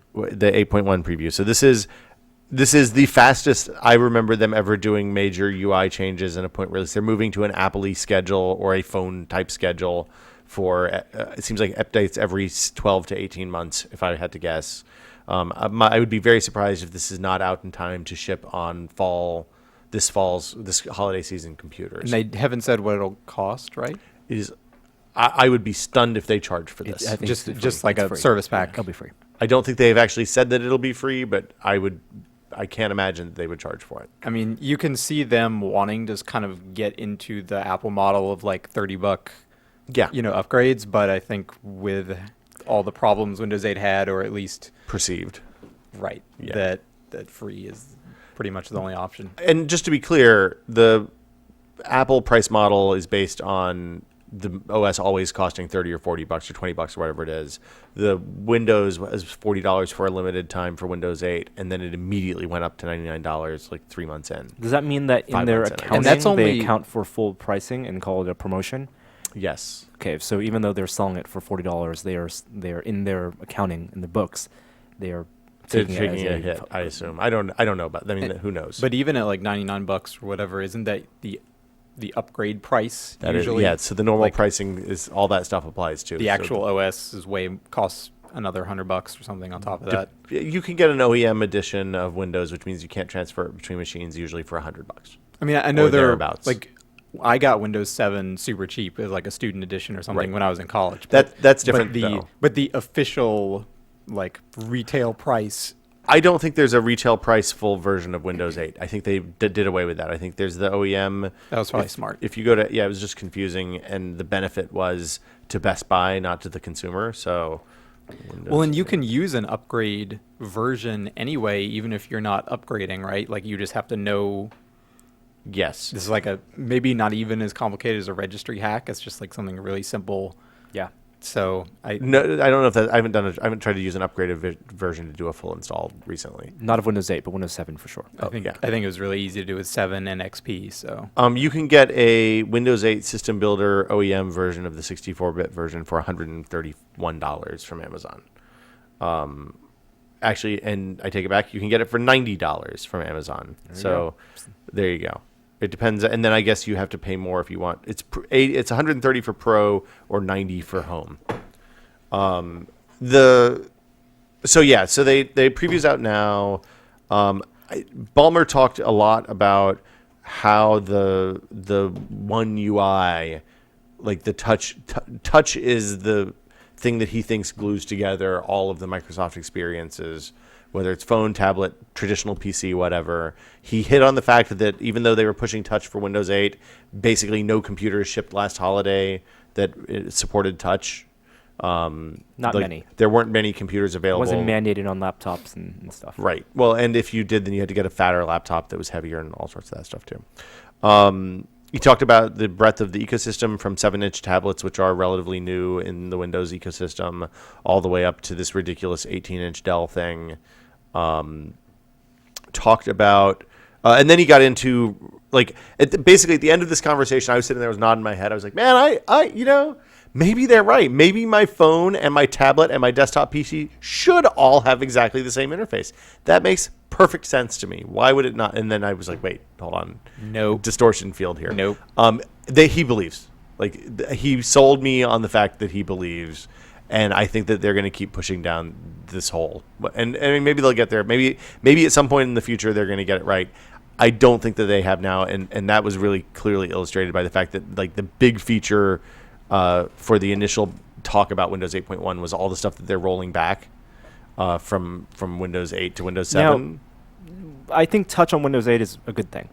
I think touch on desktop is a wonderful thing when done right, as a complement to keyboard and mouse, and I think it is a strong differentiator between what Microsoft is doing and what Apple is doing, because Google, as an OS developer, is laughable. So I've only ever... my experience with touch on a desktop has been with the Surface RT and the Surface Pro, not with real laptops. I think we have a couple of Lenovo machines here, and I might steal one for a week or two after you're done with them, Norm, so I can get the yoga experience. I will tell you right now, touch on a laptop, on a Windows experience, and I'm not saying the start screen, on a traditional on Windows, an 11-inch on a Windows, like the Windows desktop experience, is awesome. It is why I prefer Internet Explorer on desktop than Chrome on Windows 8. Because you can just reach out with your finger and swipe. Well, you can swipe, you can do scrolling with Chrome, but you cannot do pinch to zoom. What desktop have you used this on? What do you want? What on He's a using no, on laptops. Only I mean laptops. Yeah, yes. that is. I think that is Yes. very different. Yes. I'm unsure, and we are waiting for Leap Motion to come out to experience that on desktop. But in because web browsing, the web browser is where you live on desktop for the most part. For the most part, when you're not doing like Photoshop or something, and pinch to zoom is the language and touch is the language of web browsing. Using the Surface Pro some and just messing around with like the stylus and touching stuff on the screen, I found and I guess this is something potentially could be solved with just the scaling, but I found shit way too tiny for me to want that is to a touch problem it. with Like- the resolution screen. Like And I did not want to try to, take Tap, my yeah, finger and yeah. tap an icon half Right. the Or a size of my tab, finger, or even a tab. It's too small. That's a totally big scaling problem that Microsoft that has with the Surface Pro and Windows has with high resolution small screens. So Ballmer talked about rolling back some of the Windows 8 specific changes. We've talked about this before. The start button's back. You can choose to boot directly into the desktop. You say start button's back, but the start button as it exists now never was in Windows. It's not the start menu. It is not the start menu. There is a button at the lower left corner of the desktop that you can click on to go back to the start screen. Yep. Which is the start menu analog. Right. You can also go directly into, when you click on that, you can go, instead of going to the live tiles view, you can go to just a big-ass list of all of your applications, which is, if I had to guess, the big complaint that people had, that if I'm on a 30-inch desktop, I don't care about live tiles. I'm just going to have 15 windows open. Now, a lot of people who use Windows 8 did not know the best feature of the new taskbar, which was going to the bottom left-hand corner and right-clicking for the advanced power menu. Yeah. You can do that now by right-clicking on the start button. So the thing is, putting the start button back on the desktop doesn't solve the problem that I've witnessed with multiple people, where you click on something and you accidentally launch a Metro app, a modern app, sorry, and then all of a sudden you're stuck and you don't know how to get out of there if you don't know to press the Windows happened key. to me. I Yeah. mean, and like Jesus, you're such a dummy, Wes. right? Like You know how to get back to the desktop. You didn't know. It happened to my wife. I knew it happened to me. Like I opened some app that opened in Modern. I think it was like Photo Gallery. Probably a or photo something. gallery or a And then- PDF. And I hit the Windows key again, and it didn't do anything. And there was there was no iconography on the screen to go back. The one button I knew that returned to the desktop did not work. Yeah. So- And I was like, all right, So I'm done. if I you think- had you disabled your Windows key to keep it from knocking It was you out on of games? Norm's Surface. Okay. But I mean, the Windows key worked normally. Like I had used it to go from Gotcha. the start screen to the desktop, but within whatever app I was in or something, it was disabled. So And, yeah. here's what I think is the problem with the start button and the way it's integrated with Windows 8. A lot of people are very familiar with, in iOS, that home button always taking you back home. And it is a dummy. Like when I teach my parents how to use iOS, if you have a problem, hit the home button. It will take you home, and that basically Yeah. resets your experience. I think that Microsoft was trying to do that with the start button, but the problem is that it doesn't always take you home because it also acts as a switch between the It's home the two most recent things. and the most recent thing. It's And the not- most recent thing doesn't always have to be a Metro app. It can also be the desktop. But I think it's not even the start menu and the most recent thing, is it? It's between the two most. It's between the start menu and the most recent and app. most recent app. Yeah, okay. And I think that if they set it so it was like iOS, or better or worse, where it just always took you to either the desktop or the start Yeah, screen, that makes sense. as opposed to switching between things, then people would be less confused about, how do I get to the start screen? How do I get back to the desktop? How do I get to a different app? So you can boot directly to the desktop. You can shut down from the desktop. I wasn't able to figure out how to do that on the Surface Pro. But You can shut down by right-clicking on the start button. can you do that with? How do you right click with? You tap and hold? Oh, with just touch? Yeah, with just touch. You tap I guess and you hold. just hit the button on the tablet at that point. The fundamental problem with Windows 8 still remains, though, that there are these two completely segregated OSs. It's just one is touch friendly, really dumb. and one is for mouse and keyboard, and also kind of a little bit for touch. And I mean, like they have done some changes to quell the people like us who bitch about things like the start menu being gone, but they haven't addressed the overall problem. And I think it's gonna take another revision before that happens. I think with 8.1, you can set it up so you see the start screen very, very little. That is true. Very, like you boot to desktop, and even when you press the, like you said, hitting the start button will take you just to not your live tiles, but just the grid of apps. So that's a win for us. That's good for users who don't like the Metro stuff, modern stuff. But that doesn't. Microsoft's goal here is to get people using modern so they can sell apps through the App Store, and they're not going to. That's not going to happen unless they get us excited. They figure out a way to merge these two things in a way that makes sense and is usable, and that my wife and Wes can figure out.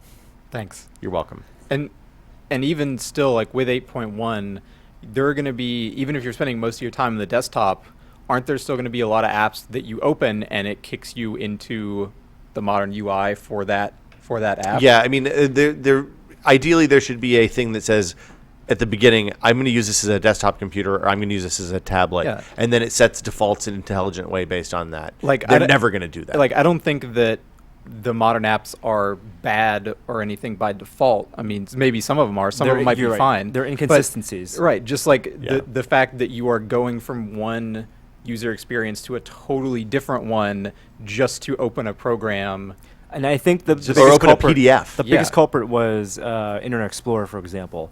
It was very inconsistent about whether you could have your links open in the desktop version of IE or Yeah. the Metro version of IE. And same with Chrome. And if you set one as a default, then you couldn't do the other. And I think they might have fixed that with 8.1 and IE 11. So now, just to be clear, they have done a bunch of stuff to the modern side of Windows 8.1 that is good. One of the things that I really like is that they fixed the multitasking so that it actually works in a way that human beings work. Instead of having two widths, either full screen or 320 pixels wide, now it uses what looks like a responsive HTML design to let you size windows, like split the window basically between I think it's 320 pixels is optional. Pixels wide is optional. 500 pixels wide is the new minimum. So your app has to support a minimum width of 500 pixels, which lets you do half or third or quarter depending on the resolution of your screen.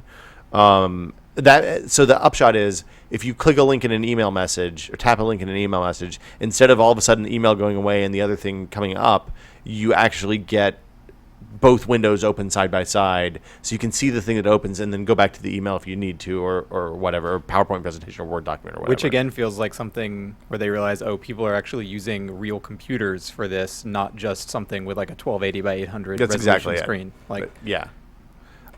when you have a 1440p screen, you can have more than one window open at a time and actually use it. Yes. And you should be able to do that with your OS. Yeah, or if you put it on a 30-inch desktop computer, then by God, you should be able to open a whole bunch of windows at once.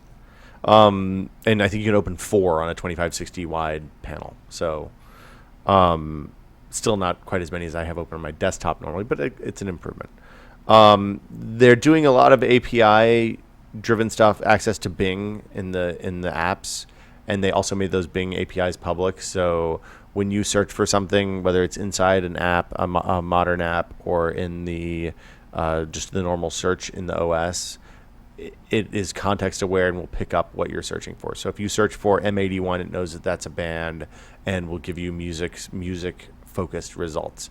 If you search for Stonestown Mall, it knows that that's a geographical location and maybe even a destination, and gives you the relevant information for that as well.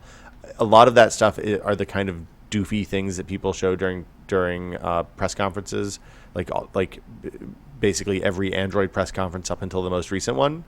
But it was like, it looks like it could be cool. I don't know if people like us will ever actually use that. It seems like the kind of thing that my mom would use on a tablet, but I don't think she's probably going to buy a Windows tablet if she asks me what she should buy. If she asks you what she should buy, she won't buy one. The keyboard, they've done some small stuff to the keyboard. I think you're with me, Norm. I've always liked the Microsoft Touch keyboard.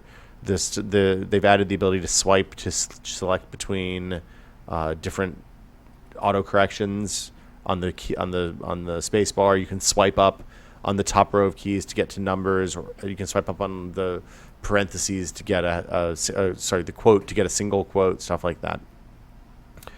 And the start screen, you can see all the apps. I don't know if you can set that to the default. I couldn't figure out how to do that exactly. But yeah, you can. The default to all apps view is very compelling. I'm very excited about that for my desktop. I might actually install this and use it on my desktop. And High praise from Will Smith. the background is parallaxed, so that's cool, I guess. I don't know exactly what that means, but I think it's like the Android home Big thing for screens. 2013. Parallax, Guess so. Bose and parallax. I mean, that's what Apple's doing with iOS 7. I think differently. iOS 7 has it so when you It has- tilt the screen, right. you see like it bigger border Has around it. depth. Yeah, well, illusion of Right. a layer. Like you're looking down into something rather than looking at a flat device. Kind of.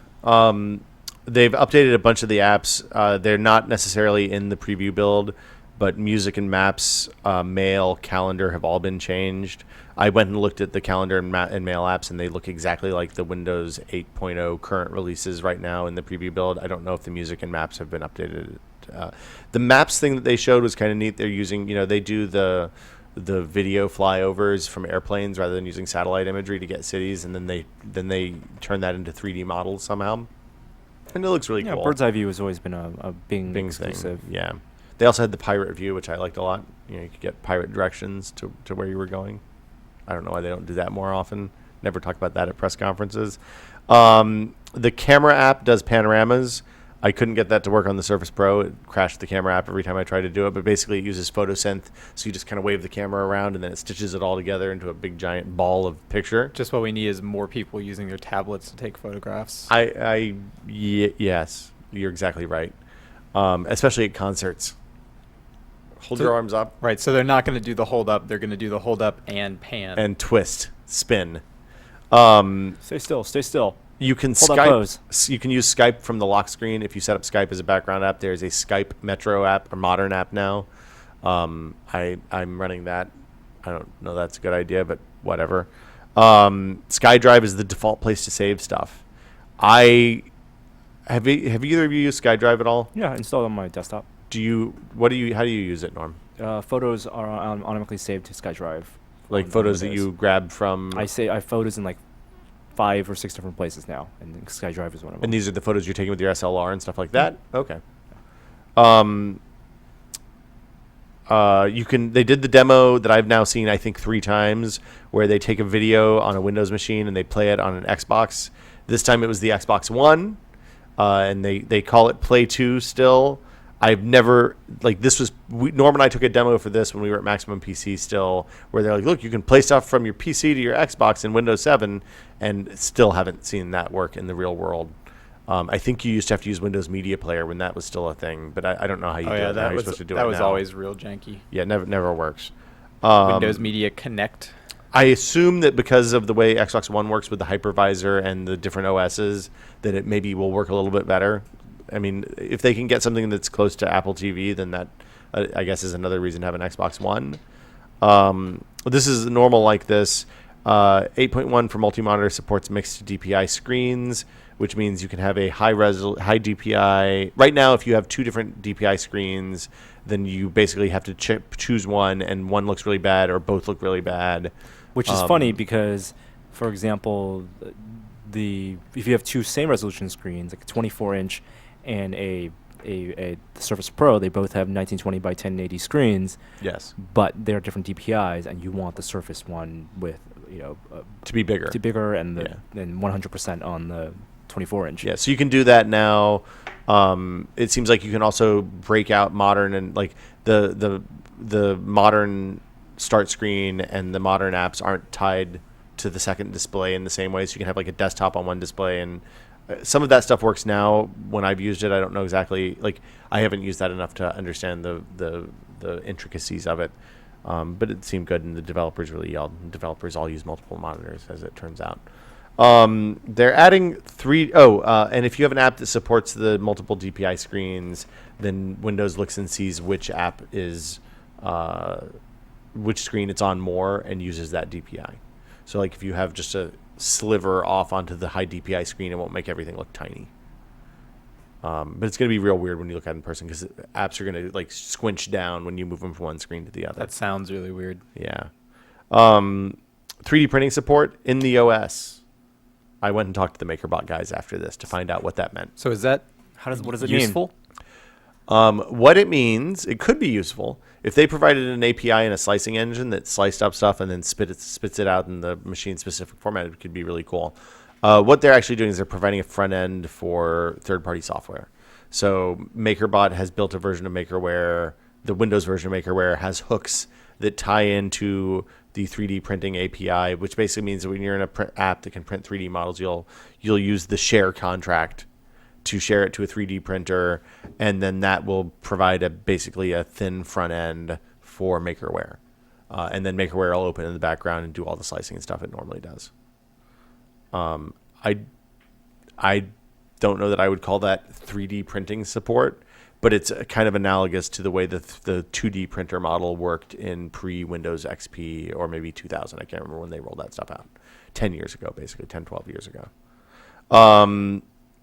And then, they said they announced 5,000 new APIs, which every developer on my Twitter feed immediately said, that's like the worst news I've heard all day, because the last thing we need is more APIs. We need like one API that's really awesome or something. I don't understand that stuff really. So that was the Windows 8.1 stuff. Like it was a real weird press conference from that regard, because they started out talking about really high level stuff about touch being universal across all devices, and then immediately got into super boring, incredibly granular details, to the point that, like, as I looked around, the people in the press section, which was very nice. I mean, they did a nice job in the press section. It had like tables, there were power strips everywhere, there were Ethernet drops, so you could just plug in. You didn't have to worry about bad Wi-Fi or anything. Except was no everybody ghetto. was using MacBook Airs, so I had my Ethernet dongle.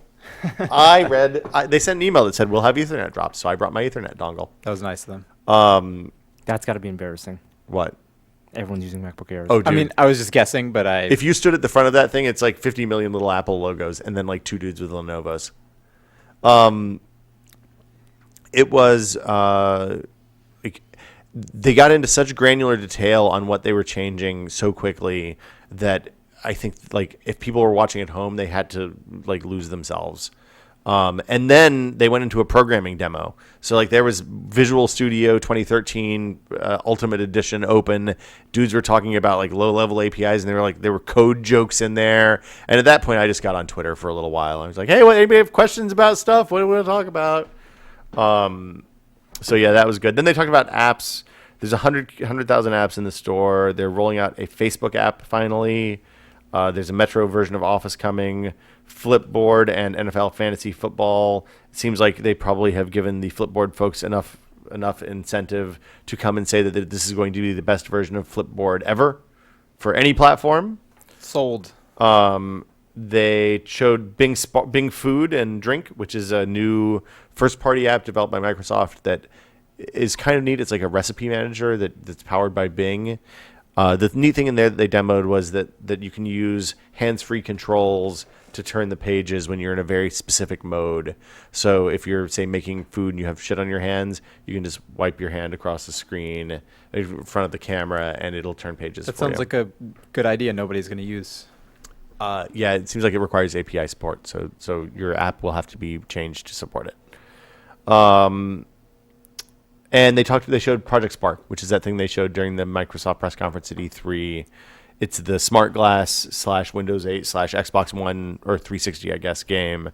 And that's built out of Kodu or. Yeah, they demoed it. Remember at CES a couple years ago when they had that little girl come out and show how you can make games? It's built out of that, I believe. It was called Kodu or Kodo or. It was an acquisition, right? I don't remember. But I remember thinking at the time that looked pretty cool. Like it was a very simple kind of game building sandbox that primarily for kids, I guess, but potentially powerful enough that could be used for real stuff. Yeah, it's. I would say. I mean, I haven't talked to anybody who's used it yet, but from what they showed, it looks like it's less powerful than something that actually lets you write code like Unity or something like that, but more powerful than the build a game games that I've seen in the past. And the neat thing about it is that you can use a tablet with Smart Glass to do stuff that makes sense. Like if you ever tried to build something in a game like Little Big Planet or something like that, like the challenge of that is that using a gamepad to do that kind of stuff sucks. Yeah. And being able to use touch or mouse and keyboard for specific parts of that would be really cool, especially if you can then transfer it directly over to the Xbox and try the game and all that. It looks neat. Like I think they demoed they demoed a few different kinds of games, and then hinted, like while they were talking at the end, they were showing what looked like a MOBA, basically. I mean, it didn't have the map, but it was like little dudes walking along. There were towers and there were heroes and all that. So it looks like you could do a bunch of neat stuff. It looks like it's pretty open-ended if you sink the time into it, learn how to use it.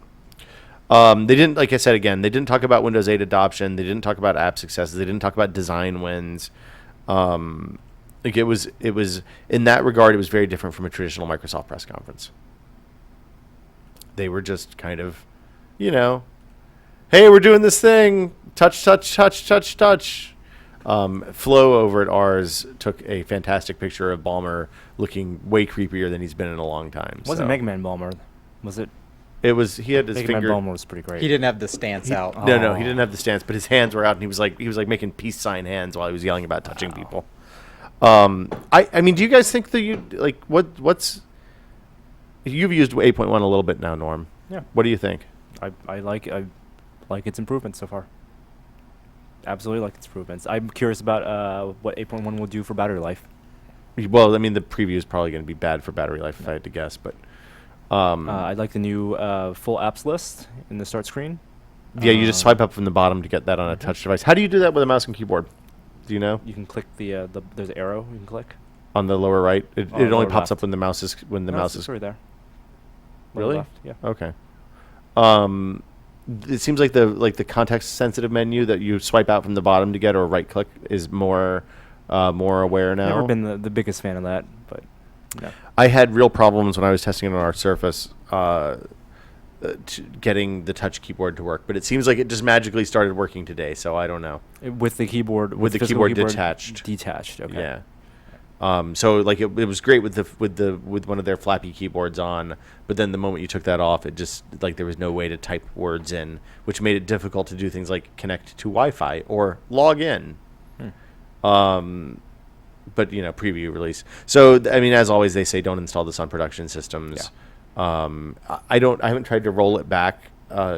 I don't think you can. I don't from think you 8.1 to can. 8. That No. would be my guess. Yeah, as long as they make it easy for you to go from the preview to final, which I'm not sure they will make that easy. Right. We'll see.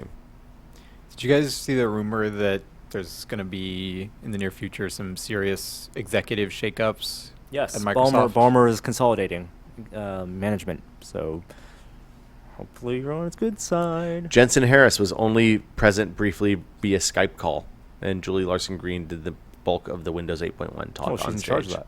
Yes, I know. Yes. So I guess that's it for news, unless we forgot anything. Anything I else? also out want of to talk about Bill? Tesla.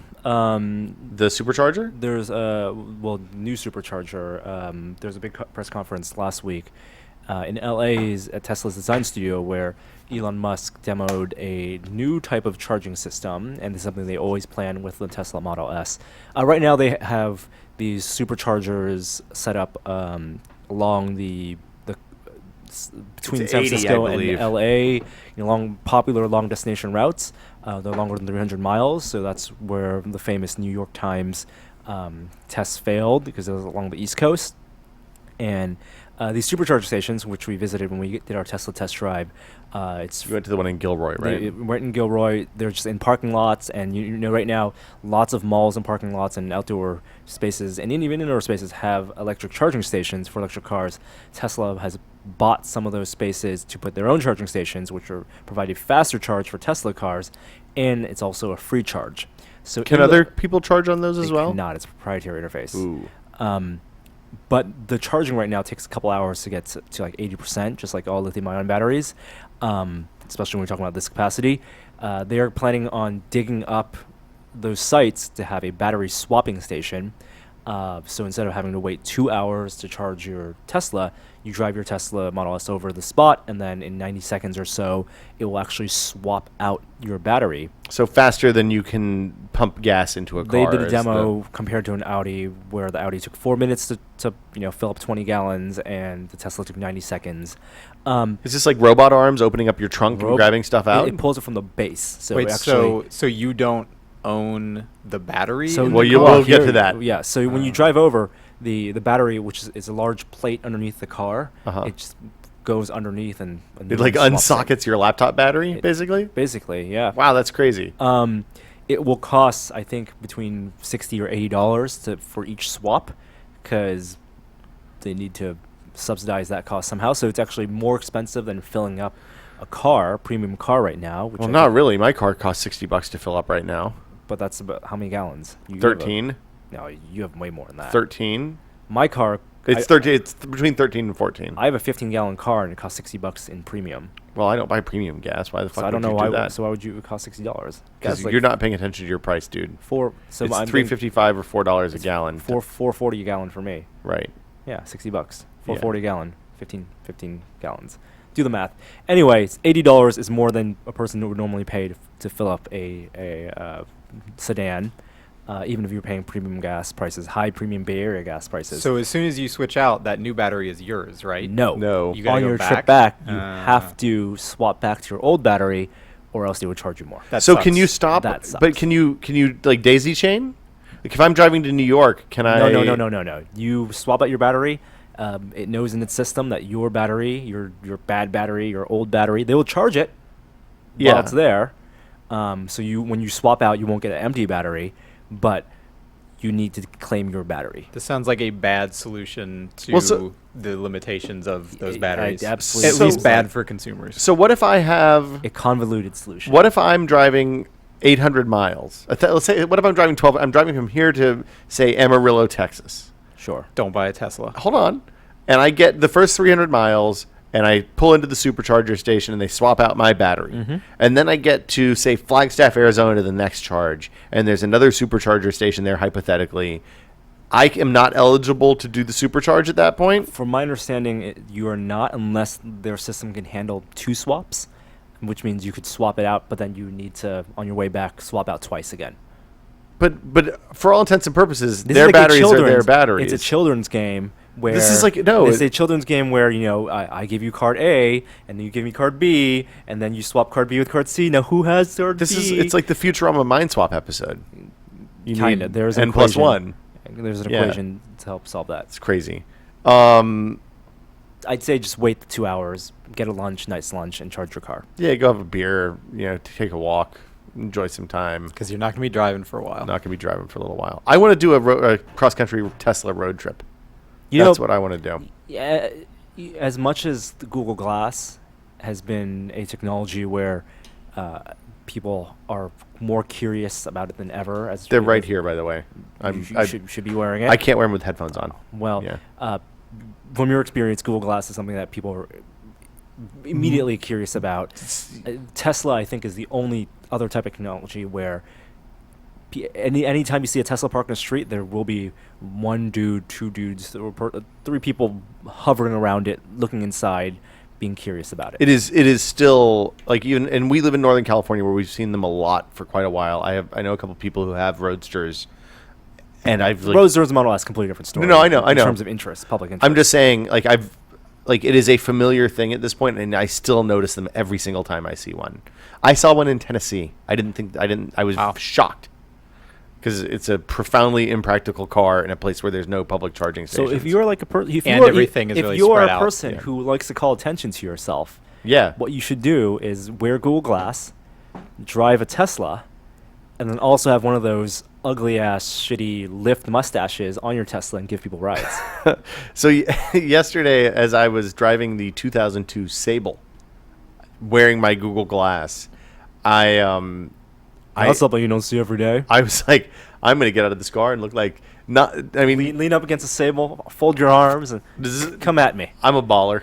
Yeah, it's like what's the cutoff line for not looking like a baller as relates to the Mercury Sable and the Google Glass? You stop looking like a baller when you put the Google Glass on. That's the answer. So you think I can pull off the Sable? Is what you're saying? I don't know about that. It's but champagne colored. I think as soon as Google Glass is involved, all bets are off anyway. You can step out of a Tesla with Google Glass and you're not going to look like a baller. Really? We should test that. I guess that does it for news, unless anybody has anything else. I'm going to play a little music, and then we'll talk about what we've been testing.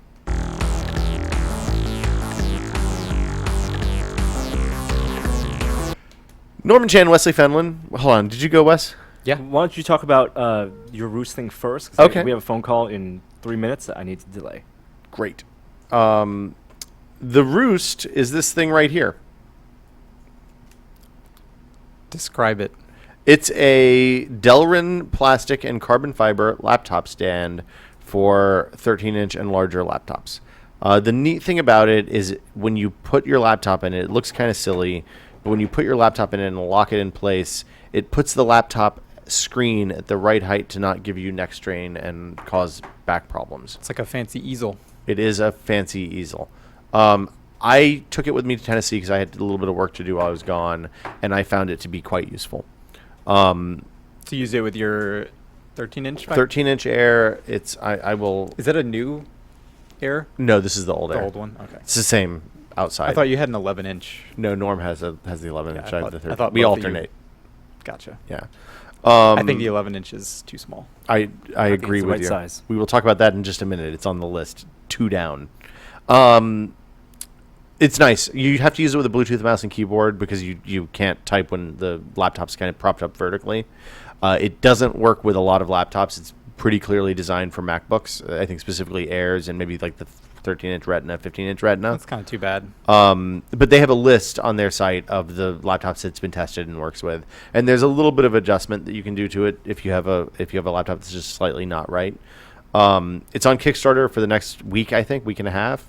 It'll be. Has it already hit its goal and everything? Yeah, it hit its goal ages ago. It's all laser cut and riveted, I think. So there's nothing to make except for he has to get time on laser cutters to cut out the parts and then assemble. It comes in different colors too. I think the one that they sent us was black to try out. But I was able to use the laptop for 7 or 8 hours sitting on the desk in a way that usually would cause me neck pain by the end of the day, and it didn't seem to have that. So with that, the keyboard is propped up. You need an external keyboard and mouse. I understand that. Yeah. A lot of laptop stands I've seen prop the keyboard and angle down. Okay, I see. So the it's keyboard is propped down. like the All right. keyboard is vertical Got it, almost. got it. Yeah. And you can use the trackpad and keyboard in a pinch, but it's not ideal. I quite liked it. Norm, you guys went to the Kubrick exhibit at LACMA. We did. It was awesome. It was pretty It cool. was really cool. It was a good drive down, good drive up, and Did you just go for the day? let's go for a day.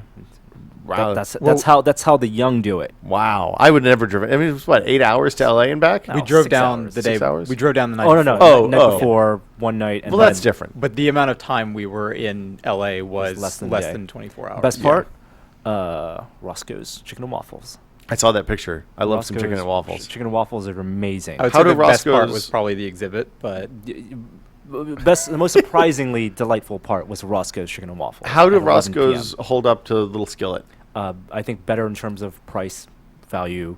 The waffle is not a fancy Belgian waffle. It is a Like Lego? soft it is a Waffle House giant waffle. But- waffle. But that is But for, A-okay. it is Yeah. a waffle that you're going to put a big thing of butter in, and drench it in syrup, and then it's all about chicken. And service was so fast. It was really good. Yeah, they move a lot of chicken and a waffles lot there. of chicken. You could get 5 thighs for $6. That's a lot of thighs.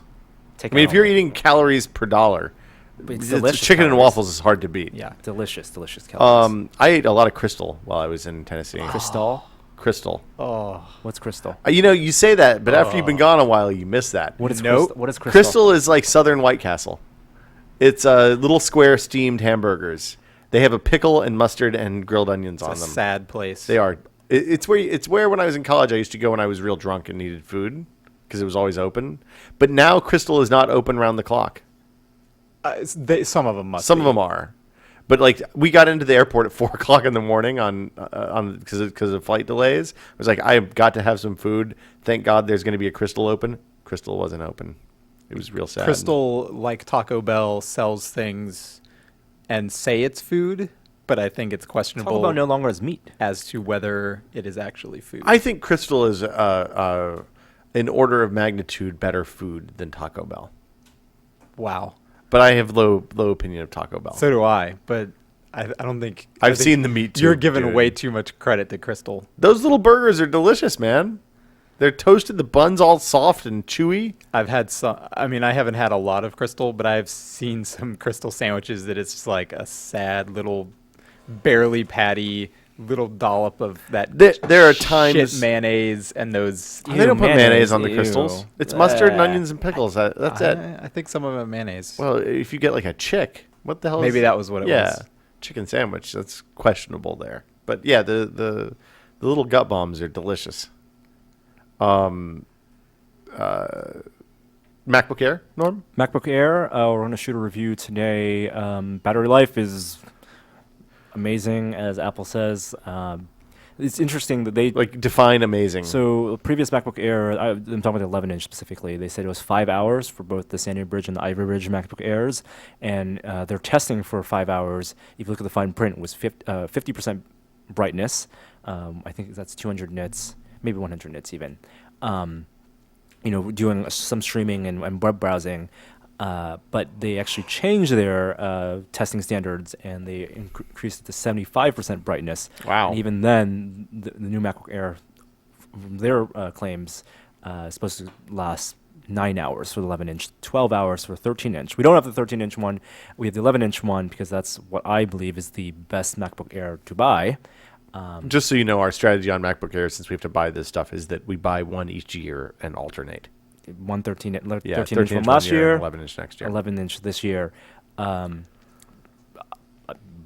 You all know my thoughts on why 11-inch is better. It's more portable. 3 pounds is that much lighter than 13-inch. The 13-inch is 3 pounds. MacBook 2.68 pounds or whatever it is. 11-inch. His is 3 pounds with the power brick. Is the 11-inch. Okay, with a brick maybe. My knock against the 11-inch is simply resolution. I need, if I want to run Final Cut, it's not high enough resolution. Resolution and a good 30-40% extra battery life. That's less important with Haswell, though. Less important. So in terms of battery life, doing relatively strenuous daily tasks, it was close to 7 hours, 6 hours, 45 minutes. And also, you don't care about resolution because you almost always use an external monitor with your Air. If I'm using it as my primary computer here, yes. If I'm using it as a laptop, like just in a mobile sense on an airplane or at a desk, I'm focused into word processing and not doing other stuff. Not a lot of stuff. And even photo editing, I think on that 1366 by 768 resolution, I think it's fine. Especially if you full screen it. I actually did Final Cut. I edited last week's Adam podcast on the plane on the way from San Francisco to Chicago. How long were you able to do that? I cut and compressed one 20-minute video and then cut the second one and then wrote a big long thing while that was compressing. So like I got as much battery as I needed out of it, but I was flat dead by the end of the day. And you did that on your Ivy Bridge? I did that on the Ivy Bridge, yeah. And I think since Sandy Bridge, MacBook Airs have been very viable desktop replacements.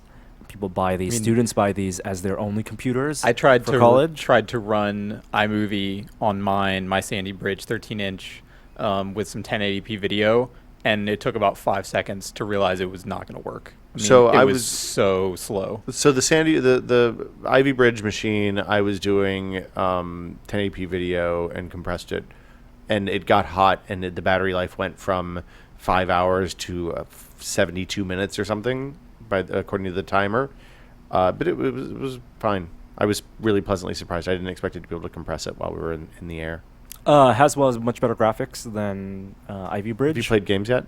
Games totally work. 60 FPS, TF2, full screen, medium settings. The Mac version or the Windows version? Mac version. Wow. And that has more overhead than the Windows version. Yeah. StarCraft 2, perfectly playable, 4v4, everything on screen. Try anything more modern? Unplugged, even.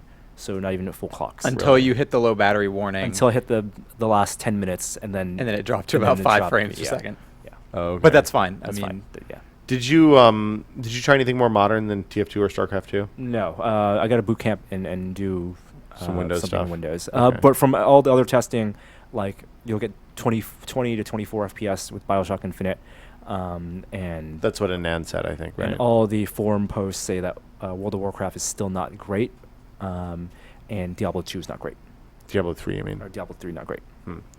More on the laptop front. You have a couple of Lenovo laptops here, including anything else on the Air? No. After done with Air, it's going to go straight to these two laptops to test. One is the one I've been waiting for a very long time, Lenovo Yoga 11S, just like the Yoga 13.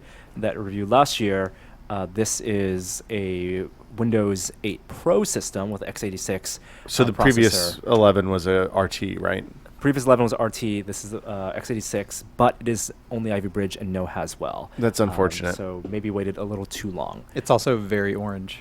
I like the orange. Yeah, I'm into the orange. It's bigger than the MacBook Air, but again, it swivels all the way around, which the MacBook Air doesn't. So you can use it, on your lap, like so, and also has a touchscreen and its IPS panel as a slate. So I think that the MacBook Air, and we'll talk about this in the review, it's they went all for battery life, and they thought that was enough of a selling point. And so far it seems like it is to get people really excited about it, including reviewers. But all the things that I don't necessarily need a Retina screen, but it's just a IPS panel, maybe adding SD card reader, putting cellular in the MacBook Air. Hold on, does the 11-inch not have the SD card? It's never had the SD card. Whew. You should just use your phone and do Wi-Fi internet connection sharing. That's what Apple says. That's what I did. It works great. I think there were a lot of tiny things they could have done to the MacBook Air that they didn't. So I would not have bought this Air. Oh, really? You just stuck with the Sandy Bridge? I would have stuck. I think Sandy Bridge is fine. Yeah, I feel like I don't. You think about when you're talking about buying new laptops, you're not only talking about how much the new laptop costs, but how much you paid for the old laptop over how long you've used it. And if you bought an Ivy Bridge, like MacBook Air last year, there's no reason you should be buying the new one this year unless you can offload the old one for almost exactly the same price. Yeah, I looked at how much I could sell my 2-year-old one on like Craigslist or something. And it seemed like I would not even be able to get $800 probably. No, yeah. And that's like a $400, $500 gap. That's right. Way too and much. So and I think the average is about $500 in terms of depreciation. And if you amortize that over 2 years of owning it, you're talking about leasing a laptop basically for $500 2 years. That's not a good use of your money. Well, it depends on who you are. I mean, if you're somebody who spends a lot of time on airplanes and needs crazy battery life, I would totally. In the old days when I was traveling a bunch for the magazine, I would have totally paid $500 to get a laptop that would fly from New York to San Francisco. I don't know how many people make New York San Francisco trips that frequently. And if you're flying Virgin, there's an outlet. Yes. So some airlines have outlets. Spend your money in that way. Yes, Norm. I'm never going to convince you on this one. Lightroom 5.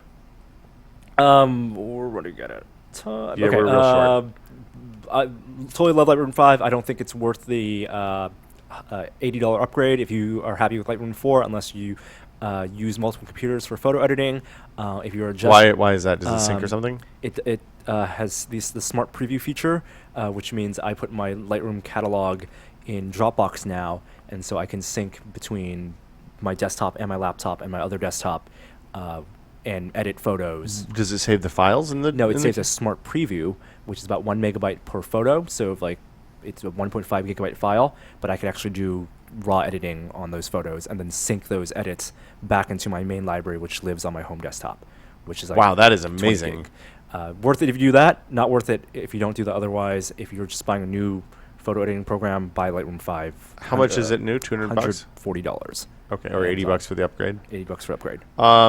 I installed the new Harmony Ultimate last night, which is their RF controlled Logitech's. They announced that we didn't talk about this, but they announced when they announced the new Harmony Hub that they're keeping Harmony. They talked about selling it, and they're keeping it now. Good. This uses IR blasters, and you can hide it in your cabinet to control stuff, both with the remote, which is a touchscreen remote. It's kind of nice. And with your iPhone. I just set it up last night. The setup was kind of nightmarish. Does it look like the fat pad? No, it's not. It has buttons. Okay. I have no interest in remotes without buttons.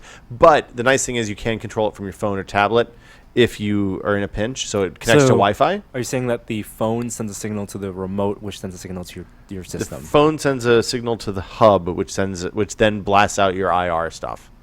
So is this something we should think about upgrading if our Harmony remote is problematic? Well, how is it problematic? Someone spilled beer on it a year and a half ago who's no longer invited to the house. I didn't spill beer in it. No. It's someone else. Okay. It's a little.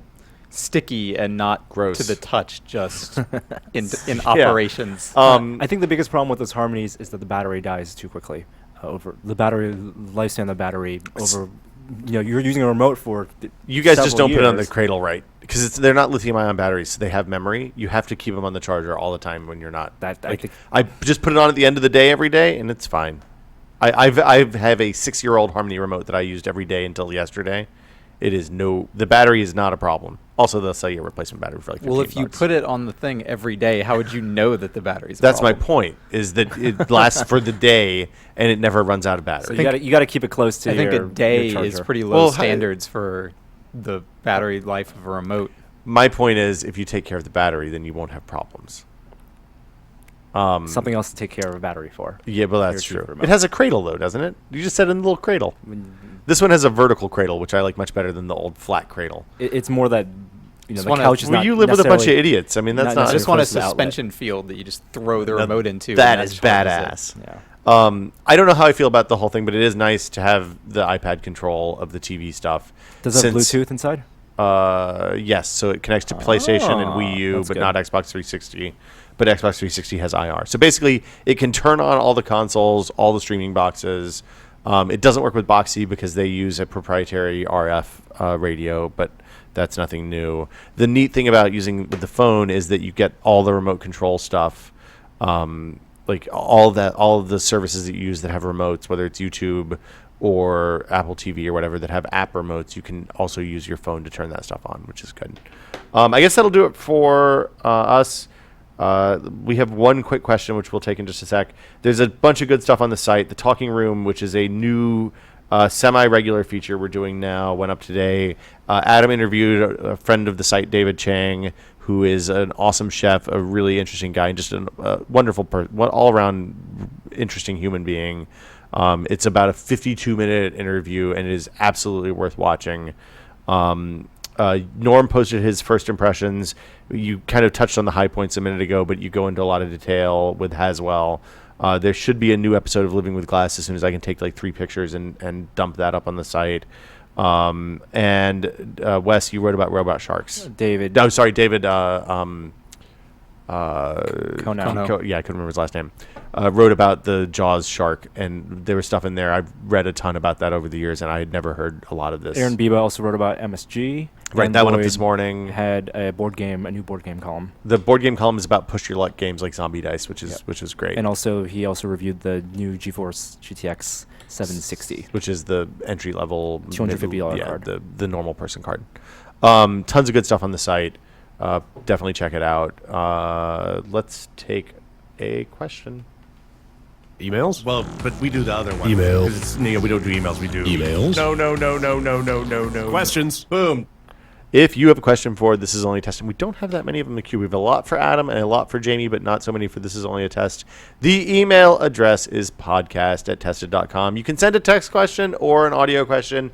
If you choose to record an audio question, please do not do it while you're standing behind a jet engine, or we will not be able to use it. Here is our first question. It's from Giannis Leplon. I probably did not pronounce that right. It's Jaanus. He or she says, "Hello, everyone." A couple of questions to you all.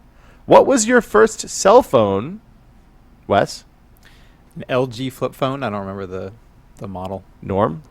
If you count phones that you share with people, You and your brother shared a phone? Shared I had the Motorola, the one with the slim battery and the fat battery.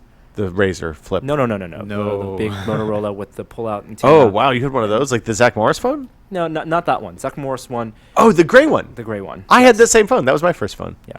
It was like late 90s, I think right? that was the first one I ever saw. Like I knew It had the somebody one had row one. for numbers, and then the dial flipped out.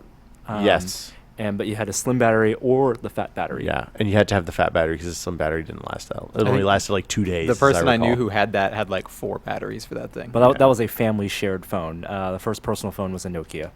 The first, so that was my first phone, but I wasn't living with my family at that point. I was done with college, I think.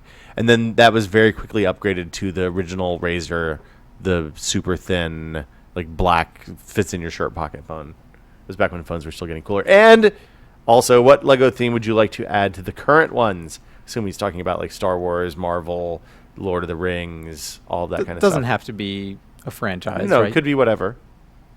Mass Effect.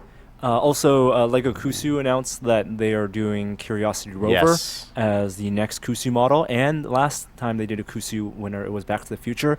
They showed some preview photos of the Back to the Future Kusu kit, and it looks crappy. Oh, The bummer. DeLorean looks not good. So there you go. Have they shown pictures of the Curiosity yet, or they just announced that it's the winner? They announced the winner, and then they're going to refine the model that the submitter designed. I would love a space exploration theme with like a LEM and Curiosity, like go all out and do like real stuff, like the architecture theme. So Soyuz capsules and Apollo capsules, like a big one, like a big, like Ultimate Collector I series. want UCS satellites. I actually, like ISS, like- UCS ISS, or like space shuttle, like that space shuttle kit was pretty good. Like that kind of scale would be awesome for like an LEM or a command module and that kind of stuff. Their Play 80s, sets, their, ISS play their sets. 80s space stuff was all really cool. You mean the space It war required stuff? more of your imagination. Yeah, and I mean, it wasn't like actual real, no No, real no. space program stuff, but the Lego moon buggies were the bomb, dude. stuff was cool. And thanks for your question and all the questions that came in. Again, podcast at testtoday.com. We will be back next week with another edition of This Is Only a Test. I do not know exactly who sent this outro in, but I think it was maybe Fat Tony. We'll see you guys next week. Hi there, I didn't see you.